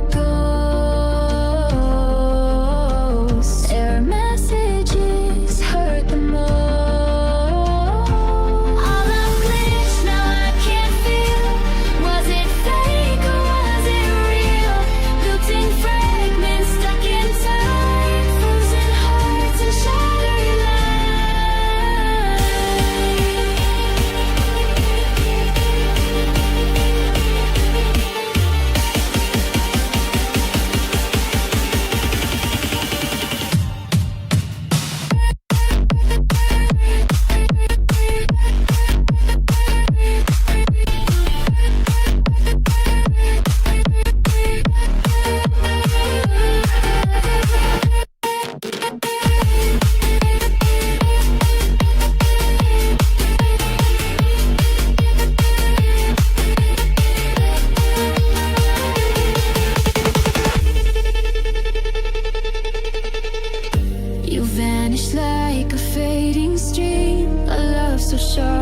split my screen.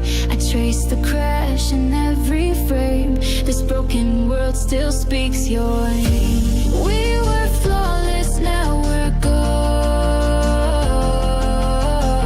Error messages hurt the most. Our love glitched, now I can't feel. Was it fake or was it real?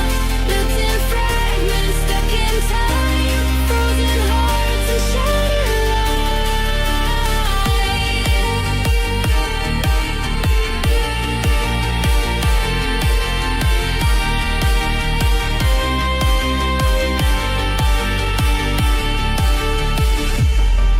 You were never just machine, but maybe I was just a dream.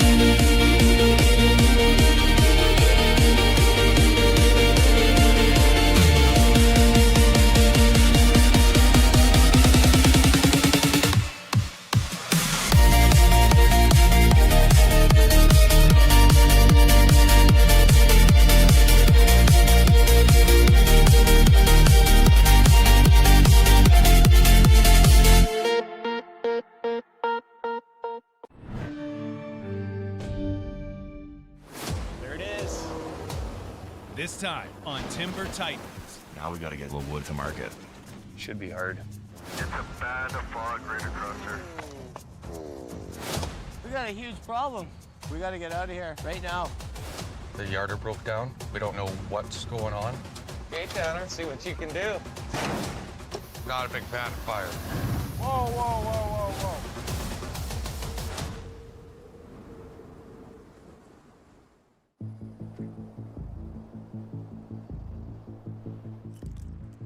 I'm getting desperate. I'm very concerned about our volume recovery. On the west coast of Vancouver Island, Integrated Operations is in the last days of a turbulent salvage job. Some of our guys marked and bucked wood that's just too low a value. So we've got to make up for some of the volume we've eliminated. So we better take a second look. The setback has the crew revisiting cleared blocks, searching for logs that may have been overlooked on the first pass. It looks like the forest floor, basically. Some of these logs have been down for 100 years, so there's branches and trees and other things that grow all around them and hide them. It's hard to explain, but it's so thick, you literally might not see something that's just 3 meters to your right or 3 meters to your left. You just might not even see it. This might have some possibilities in it, but we might be able to get a piece out of this one, and there's 2 more over here I'm going to look at. These logs are covered by debris, they're covered by moss. So you're looking for any clue you can to tell you that this is gonna yield what you're looking for. It's not always obvious.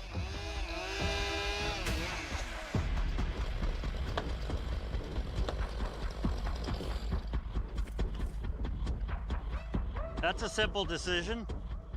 Yeah, this one, if you look, it's only got about a 5 to 6 inch shell, so it's nothing here, unfortunately. You don't always know if the logs that you're targeting are going to be good logs. There's one right here, it's along the bottom of the bluff.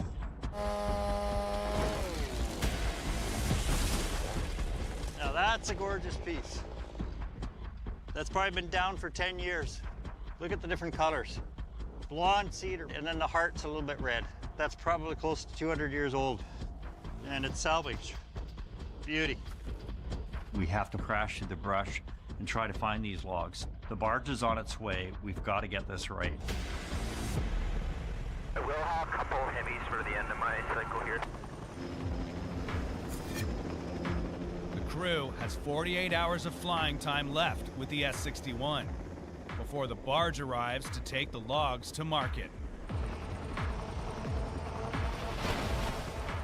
The sooner the barge comes, the better for us, because every day this wood sits out here is another day. You get a storm, the boom sticks break open, wood gets away, so this is a little tense. To maximize volume, Integrated has added trucks to the operation. There was a little bit of cleanup wood that we had found from the first phase of the Narrows. We got a handful of loads that are sort of isolated on the road up the valley. He comes down to the beach, We push it off the truck into the water, and then it's stored until the log barge comes.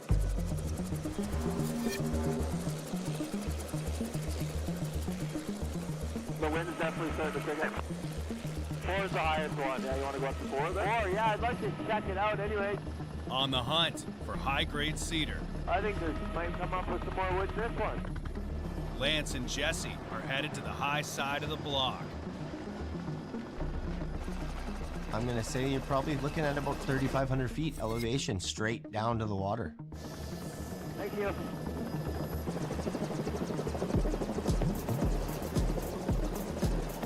We're trying to beat the weather here today because we do have a storm coming in. You know what? You just don't let the pressure get to you. It is what it is. We do what we can. We do the best job we can. We're just gonna go for a little cruise so we can see anything missed. We're not even cutting down any new trees here. We're just picking up wood that got left behind. Holy man. I just found an absolute cannon. Huge slab, man, not even a knot in it. This thing's gotta get cut for sure. There's probably a $8,000 log sitting right here, just laying there. That's a big slab, buddy. Yeah, it's freaking massive. I think if we take a top off there, we'll get a good look at it. See what happens. If this log turns out, this just paid for me and him for the whole week. Jesse cuts in to check the quality.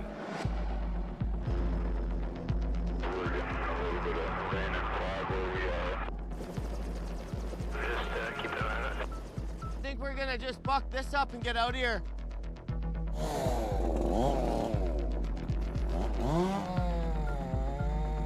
Look at the cloud layer. A lot of these blocks are super to walk in, never mind walk out. It's not a safe place to be when the weather hits.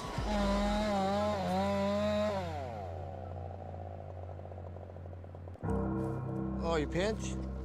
The weight of the log shifted during the cut, pinching Jesse's saw. When they're big, they pinch hard. Here, I got a bunch of wedges here. I don't think wedges. No? I'll go grab a saw. Lance makes a cut further down the log to release the tension. When you got a pinch saw, you could cut it 2 feet down and loosen up just enough that there's a little bit of wiggle room in there. You can get your bar out.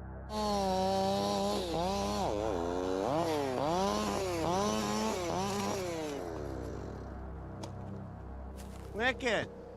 Just nuked my chain. Look at this bound up bull. Ah.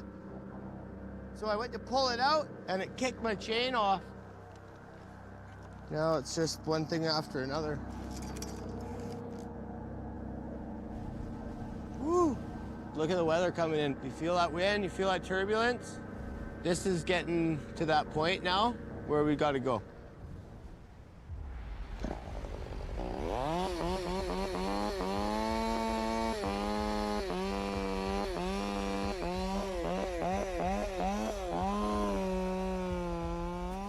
Got it. Ah, beautiful, man. We gotta get out of here. Right now. Hey, Riley, you on the radio? Yeah. Riley, can you flash up front and come get us from the top of T4?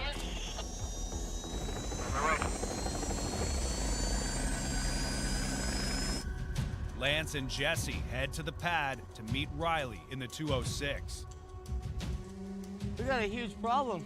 We got this fog coming up the hill here like crazy and the ceiling dropping. Okay, Lance, heading your way. Right on, Riley. Thanks, man. When you get underneath our block here, I'll flash my light at you. Our 206 is our main source of getting off the hill. If we can't fly in weather, you're stuck. You see the light? Not yet.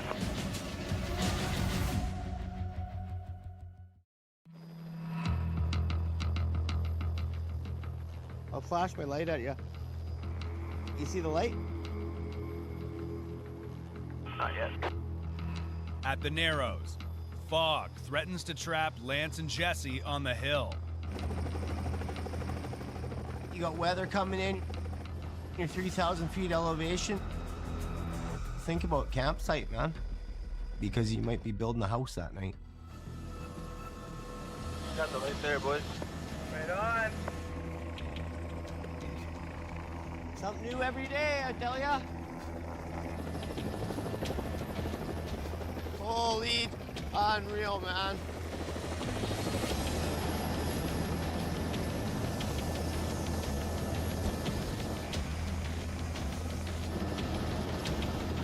Oh, man. Oh, yeah. I'm not with weather, man. I don't do it. Never have, never will. We got some load stuff kind of moving in. We got a bunch of coming in.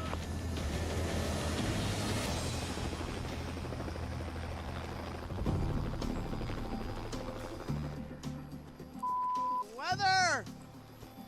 West Coast sunshine. Just fighting weather all over the place. That's the end of the road for us. We can't work anymore. Hey, thank you on Cat 3. I am south. Shutting down.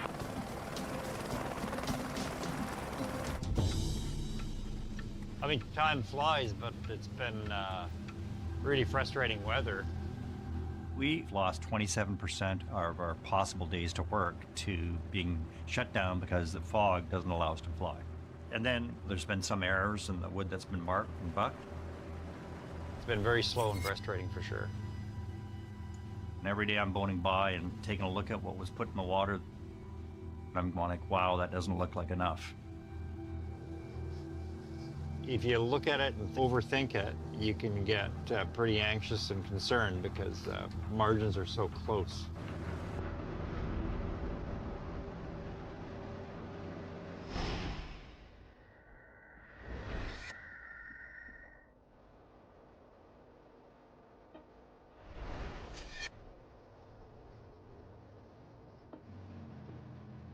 The last thing I want is this project dragging on. We're under pressure. The people we're logging for is under pressure to get that wood out. 125 kilometers east of Vancouver.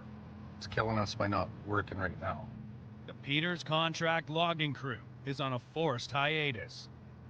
On Friday, the yarder broke down, and we don't really know what's going on. It would barely stay running. Black smoke coming out of the stack. We tried to problem solve the issue while we were still there, but I couldn't figure it out. So we went up Saturday to try to fix it. And then before we got there, a slide came down. Another atmospheric river is battering southwest British Columbia. High winds and intense rains have washed out roads and flooded homes throughout the region.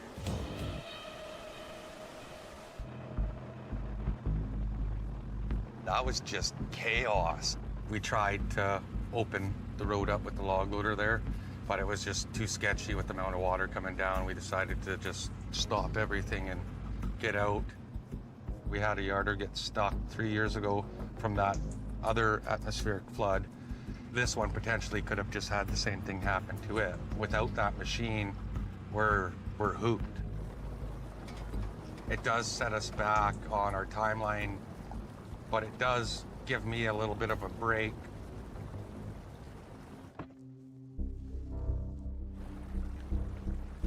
This is our boat launch on Seabird here.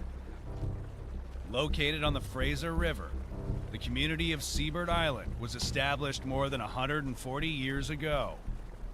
And it's been home to Sheldon's family for generations. River's like a break from work, like it's a place you can relax and whatnot, and just, you don't even have to be fishing just to hang out, you know, and it's peaceful out here. It means a lot to me, obviously, being First Nations, and I'm proud to be Aboriginal, and quite a few of the guys on the crew are Stolo, and being Stolo, we're people of the river, right? So this, yeah, fishing means a lot to us. It provides for us, so we got a lot of respect towards the river. I've been out here fishing since I basically could with my dad. My dad got me into logging when I was 16. Between him and my uncles, they taught me basically everything.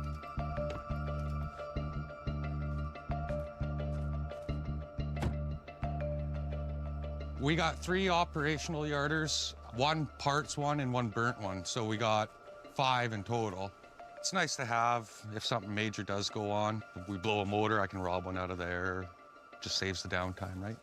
With any of our yarders, it's the heartbeat of our company. So if it's not working, we got no money coming in, right? Oh, there's Carl right there. Hopefully we got the green light to go. Hey, Carl. Hey, Sheldon. You can have your mechanic go to the yarder tomorrow with no trucks, because the road's got issues behind the yarder. Right, okay. Okay, yeah, thanks. Thanks, bye. From what Carl was saying, all we can do is get a mechanic to the yarder. They still got a bunch of road to fix from what went on. At least we can get a mechanic up there, which is great.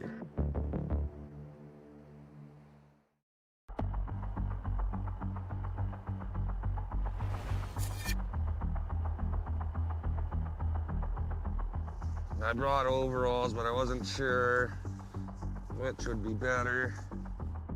It's a new day on Harrison. You want me to start with these 4 sled bolts then, Tanner? Might as well. Okay. Sheldon and Tanner are pulling the motor out of the yarder. I'm gonna start with the wiring, take off the wiring for the sensors, and then we'll work our way from there. The yarder's starting to give us some concern. When we change oil in that engine, we'd always get probably a quarter cup of antifreeze, which gave us a sense that the motor is hurt. As a precaution, they're replacing the motor with one from Sheldon's fleet. With the snow coming and whatnot, the last thing we need right now is something major to go wrong with the yarder. Are all mechanics skinny, Tanner? No. Only the real hard-working ones, eh? That's right. Tanner's great. He's young. This is his first time working on yarders. There's no other way to really learn it unless you're hands-on doing it, and he's going headfirst into it, which is amazing. A few more pounds on me and I wouldn't get in there. You ready? Yeah.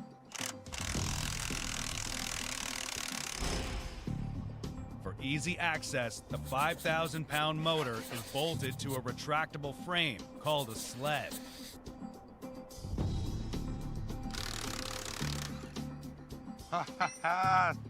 Easy, baby. Got it? Yeah.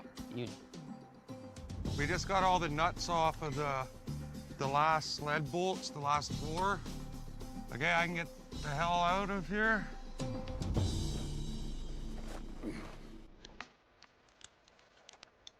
This is the part that we got to be the most careful about. They'll use a come-along winch to pull the sled out of the yarder. There is a bunch of dirt in here, Tanner, so it might be hard at the start, who knows. We're just hoping everything goes smoothly, but we don't bend it or crack it. Oh yeah, there's jumps. How's it looking on the chain case? Yeah, it's kind of like we stopped moving for a second though, didn't it? It's pretty tight.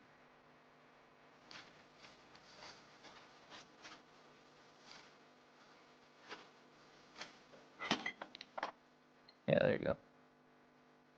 Yeah, try that.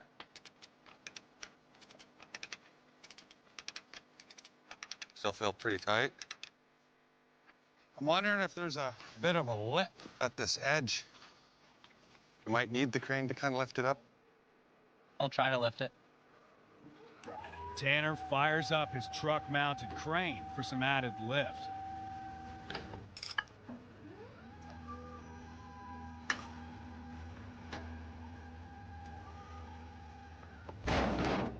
There it is. Little lip, eh? Little lip. We don't know if this crane can lift it or not. For the size of Tanner's crane, I don't think it was designed to take that much weight. I'm just gonna try it, see what it does.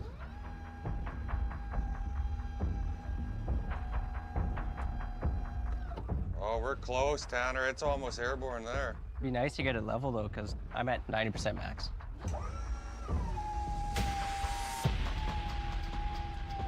I'm at 100 now. So close. I know, right? Want to take this off? This drive shaft might cut you 80 pounds anyways. Yeah.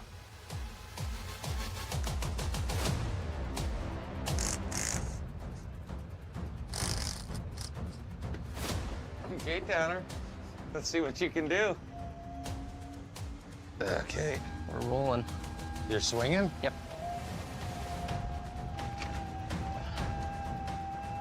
Almost home free, buddy. That's cool.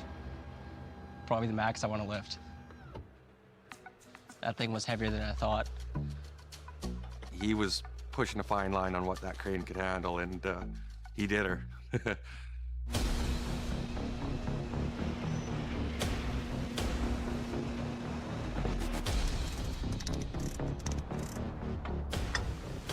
Wow. That ain't going nowhere.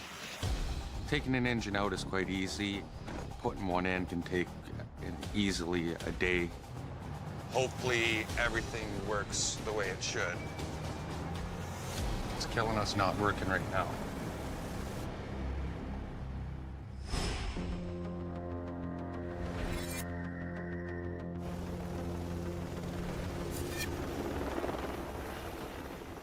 Full length there, eh?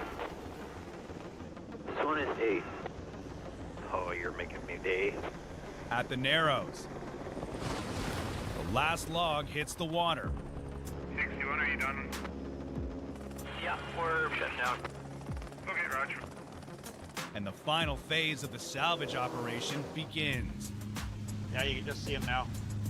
There it is. We're just heading down the barge and tug. We're going to go and meet up with them. We're going to help tie it up to the 2 anchor lines. We just want everything to go as smooth as possible. We got big bills to pay already, and we can't pay those until this wood gets to market. And so getting them loaded up onto the barge is our next priority. Over the next 2 days, the barge will load logs at 2 pockets. A water pocket mid-inlet and a shore-based pocket 3 kilometers further east. Looks like it's laying alongside nice there. Yeah, you betcha. Brad will help the crew secure the 300-ton barge. If I choke the stick right beside me, we'll be able to pull the barge ahead half section. Yep. Go grab that rope. Each barge location has significant anchors, 15,000 pounds of concrete blocks that'll be used to hold the log barge in place. Let's go. Balanced here. Head to start. It's a lot to get this stuff out of here. It makes sense. I mean, given where we are, right? We're kind of in the middle of nowhere, so it should be hard. Perfect. There you go. You guys all good? Back there, you all tied up? You're in secure. Barge loading is about to begin. The small sidewinder will push logs toward the barge, so the loader can grab them from the water and pile them on the deck. Yeah, pull it up as tight as you can. Quick, that's easier, isn't it?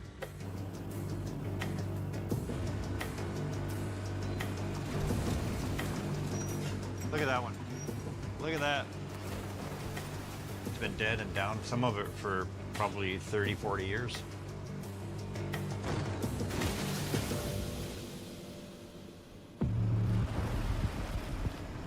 That one's a little questionable, eh? With all of these operations happening, the helicopters, the boats, it's extremely easy to lose money on a project like this. The only way that we pay for all of that cost is by turning out a high-quality product. Hey, look at that thing.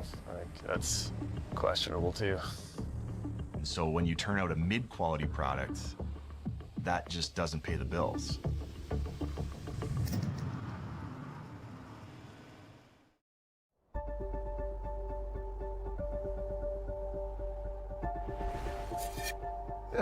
Yeah, Joe's gonna help Daddy with the yarder. We're gonna try to get the yarder fixed. Dad? The other one, the one at work. Joe's gonna help us. Daddy broke it. Oh yeah, Daddy broke the yarder. Yeah, that's silly. See you later. Love you. Starting up trail. It's a new day in the Fraser Valley. Sheldon's called on a family friend to help install a yarder motor. I'm happy you're able to come out here and do this today. Yeah. Joe is a good man. So how long has it been since you and my dad last went out in the bush? Oh, 3 years ago. My dad leaned on Joe a lot for when it came down to wrenching and stuff, because the experience Joe has, like, he knows it. Quite a bit of snow up there. Oh, yeah. The weather coming isn't looking very promising, so we're under pressure right now to get this job done. Between Joe and Tanner, hopefully we can get her fixed. I sure hope this goes good today, Joe. On your overalls? Yep. Oh, look at those things all clean again. Cold up here today. I know, I'm bundling up.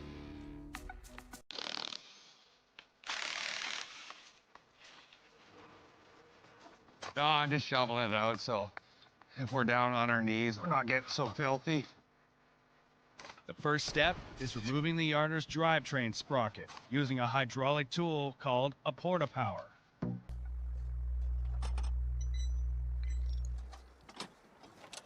No, I got a problem here. Won't quite fit. My porta power won't fit in here because it's too close together. The porta-power needs to sit in between the push bars to create the pressure required to pull the sprocket off the drive shaft. Yeah, no, it won't go in there. Serious problem.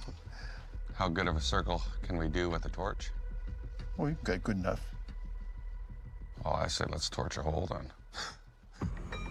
To create more space for the porta-power, Tanner will torch new holes for the push bars. See what happens. Might make some flames. You got a fire extinguisher? Take it out just in case. Then we get down a little bit more. Yeah, right there.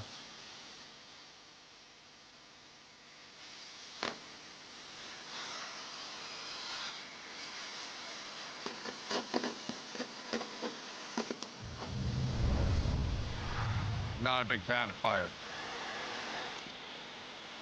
We had a yarder burn up on us a few years back, and It wasn't me. yeah, it wasn't Tanner, it wasn't Joe. We don't know how it caught on fire, actually.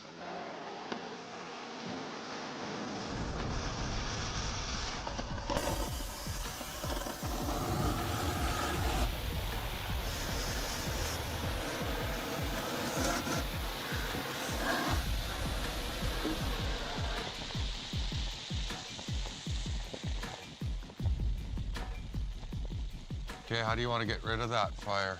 You said you had insurance, didn't you? Yeah, let's not go that far. It's okay, it's going to go out here. Going down. Okay. All calm, cool, and collective. The yarder's just on fire. You know, no big deal, eh, boys? The push bars are bolted into place. The porta-power is secured between them with an iron crossbar. By pushing against the crossbar, the hydraulic porta-power creates enough force to pull the sprocket off the drive shaft.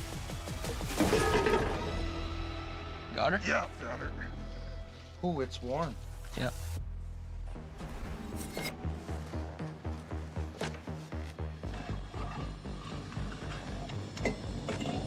Oh, boy, I can't see a thing. Okay, hold on, Tanner. Oh, I think you got it started now, isn't it? Oh, man, we are right there. I'll give it a few taps. Yeah. He's in there? She's in there. With the new sprocket in place, they can install the 5,000-pound motor. Grant's here now. We're gonna get him to lift it, then we'll start slowly come alonging it into the yarder.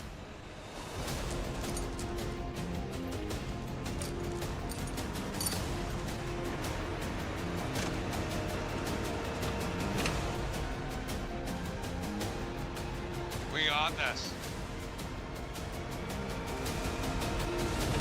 Whoa, whoa, whoa, whoa, whoa. Go as far as we can. Okay. How about there? Good? Yeah, let's block it.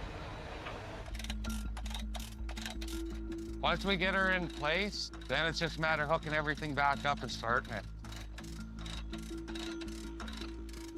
Yeah, there it goes. That'll work. What do you want to do next then, Tanner? Get the bolt in there. Yeah, okay. You can see it snowing over there. That's no good. It's got to be just above us. The matter of the snow coming is what's scaring me the most. Okay, send her home.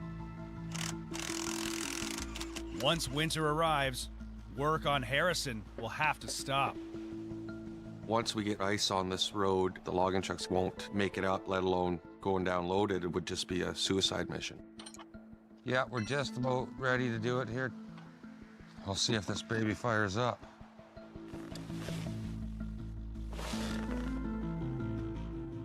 Okay, you ready? Yeah.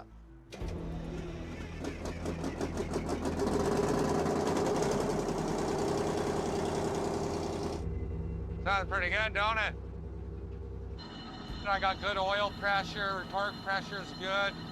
Yeah, this is really good news. Everything good? Yep. Well, that means right now we're almost ready to log. Hopefully we can get this done before snow comes in too much.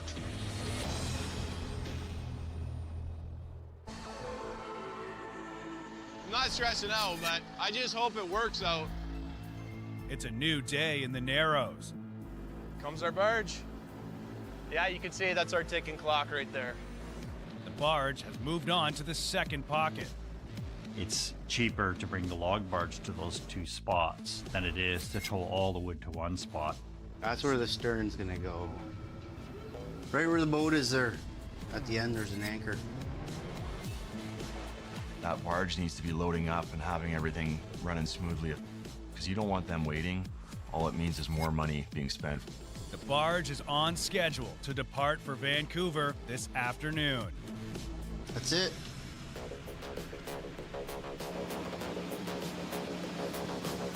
They're gonna keep going with the loose wood, keep loading.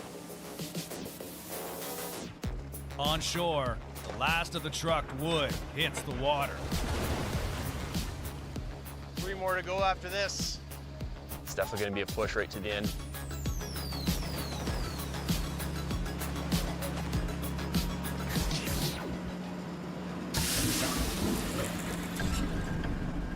that a hose that just broke? I got a leak out of the grapple there. Yeah, I see that. Okay. Oh no. I'll be down for a bit.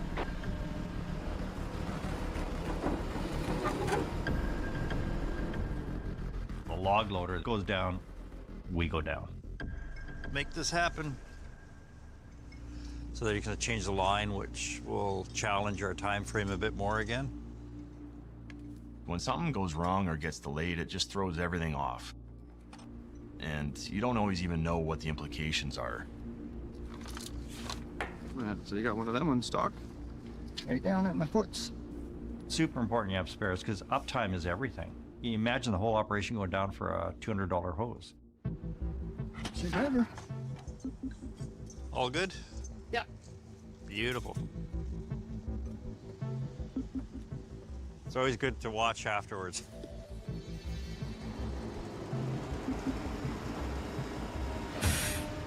Oh, still got a burst.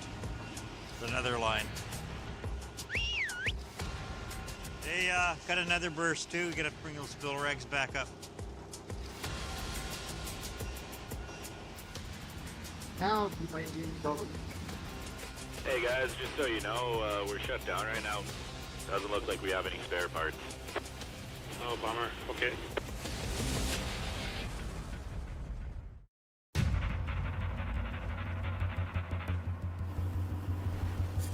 When it rains, it pours. We're shut down for a $200 hose.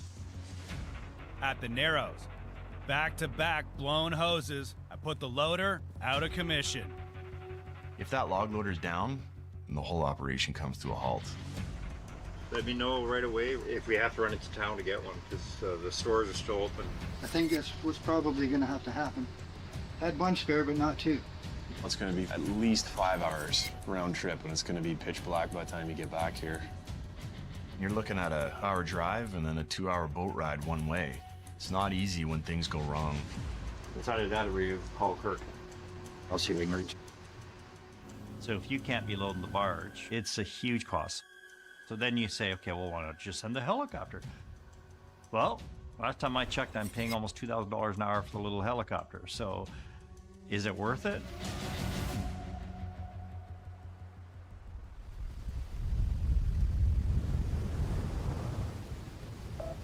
Wind's flaring up here as well. Some sort of system moving through here, eh? Starting to get pretty nasty out there. The Narrows is just a super remote area, and so occasionally you get a pocket of nasty, ugly weather, and your day can change in an instant. Holy crap, does the wind ever come up, eh? Yeah, I don't know where that wind came from. It went from 0 to about 50 in 10 seconds there. With a barge like that, there's not a lot of room for error. Like there's over 2,000 square feet of area that the wind is going to hit, and the amount of force, it could cause real problems for them. Brad uses the tug to help keep the barge in position. What the actual is this? It's absolutely critical that he stays in position because he can drag the anchors. The storm has made it impossible to get to town for a replacement hose. I anticipated the thunder cell the way it came up and down again. Good. Yeah, there was lightning right there. Yeah. Yep, there it is. Yeah, that's why you had the big wind. It was just off a cumulonimbus cloud. Wow. Very unusual this time of the year to have a thunderstorm, but then you start to get the vertical winds going and we got a thunder cell. But that just points to the weather we're having. We don't have control over this. We're sitting there chewing our fingernails, basically. Hopefully it's just a little squall that passed through here. But keep an eye on it. The conditions have improved, but it's still too risky to fly. Okay, let's go. We're gonna run the boat to town. So Sig and Sean will make the 5-hour trip to town for a new hose. This is a bummer. But first, they'll let their hauling contractor know about the delay. He just blew 2 lines on the hydraulic log loader, so we're gonna go to town for hydraulics. Guess what? He has a hydraulic hose press here. He's gonna see if he can make up the hoses. Seems like our trucking contractor has a hose press, so instead of going all the way to town and shutting down overnight, we can get this hose installed, get these guys running again. They should put a logger on the first mission to Mars because we're really, really good at troubleshooting. Okay, perfect. Yeah, right on. They had all the right fittings and the right size of hose. It was perfect. Oh, look at the sun's coming out. Hey, and that's something after that thunder cell came through, and now look at it. Wow. Bart, look what I got. So we're in business again. We have the squall, you know, the hose breaks, everything's down, and then an hour later, the sun's out. Like, this is freaking logging in a nutshell, man. Emotional roller coaster.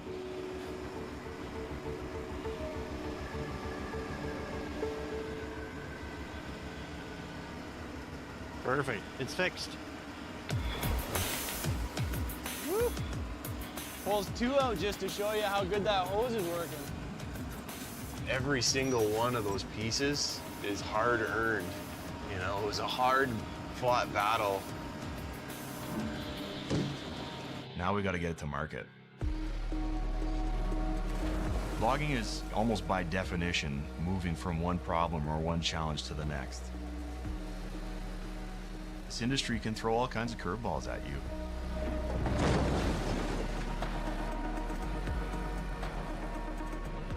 That's it. Okay, if everything's secure, you guys come jump on. As much as it's nice to see that barge kind of sailing off into the horizon, you know, the project's not done until the wood is scaled and sold. Wow. Nice load of wood though, eh? I love the challenge of creating a project, seeing it to fruition, and actually making a bit of money. Now, sounds great, except this time we've probably lost money. Kind of a cap on a long project, right? Yeah, no one got hurt, nothing severe got broken, and now we'll see. I was told once that there are no losses in forestry projects. There's only very expensive learning opportunities. So I like to fall back on that whenever these kind of moments occur.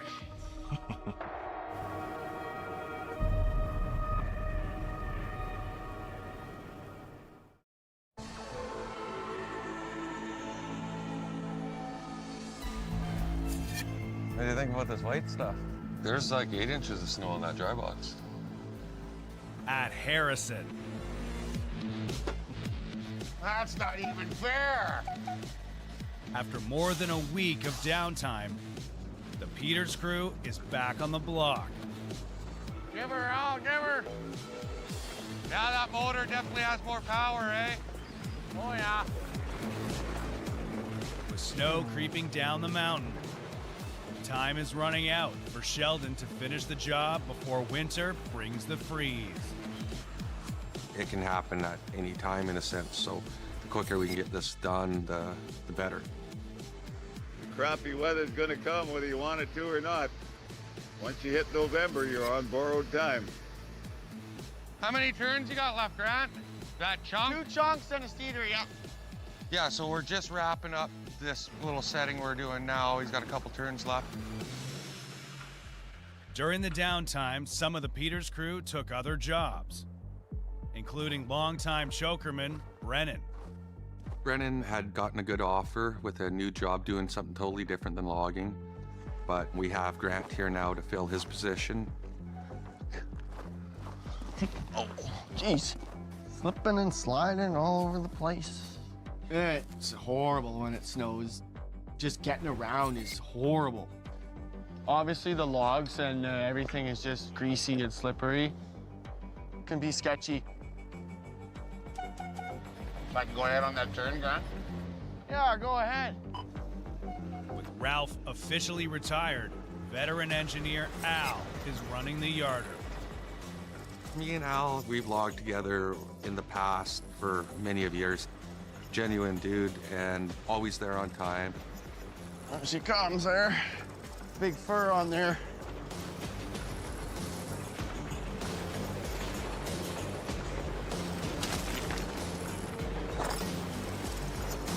Lost her. Woo! That's logging. Yep, there she goes. Ain't getting that one back. Runaway logs are out of control. You get a big log, that's a lot of mass coming down. It's a sketchy game. I rocked that fur all the way back to the block here. Flipped right out. Oh, lovely. Gets real slippery in the snow, eh? Deadly. You know, you're soaking wet and cold, and the production just goes to hell. The trucks can't get out, it's dangerous. It just makes it too hard to work. We're playing such a fine line on getting this done that I don't even know if we are gonna get this done in time. You know, there's a bunch of variables that we can point the finger at, but at the end of the day, I did say that I would get this job done. My biggest thing is my pride. So if I can't finish a job, that puts a bad reputation out there of not only my last name, but me as a person, let alone the company as well. I'm definitely stressed out, so we'll see how it all goes. Starting to look a lot like shutdown. There's no oopsies out here. Next time on Timber Titans. We're coming for you. If the tree hits the line, you can electrocute yourself. This is insane territory right now. There we go now. Oh my God. I got a mess. I don't know what to do here now. Watch her. Behind a tree.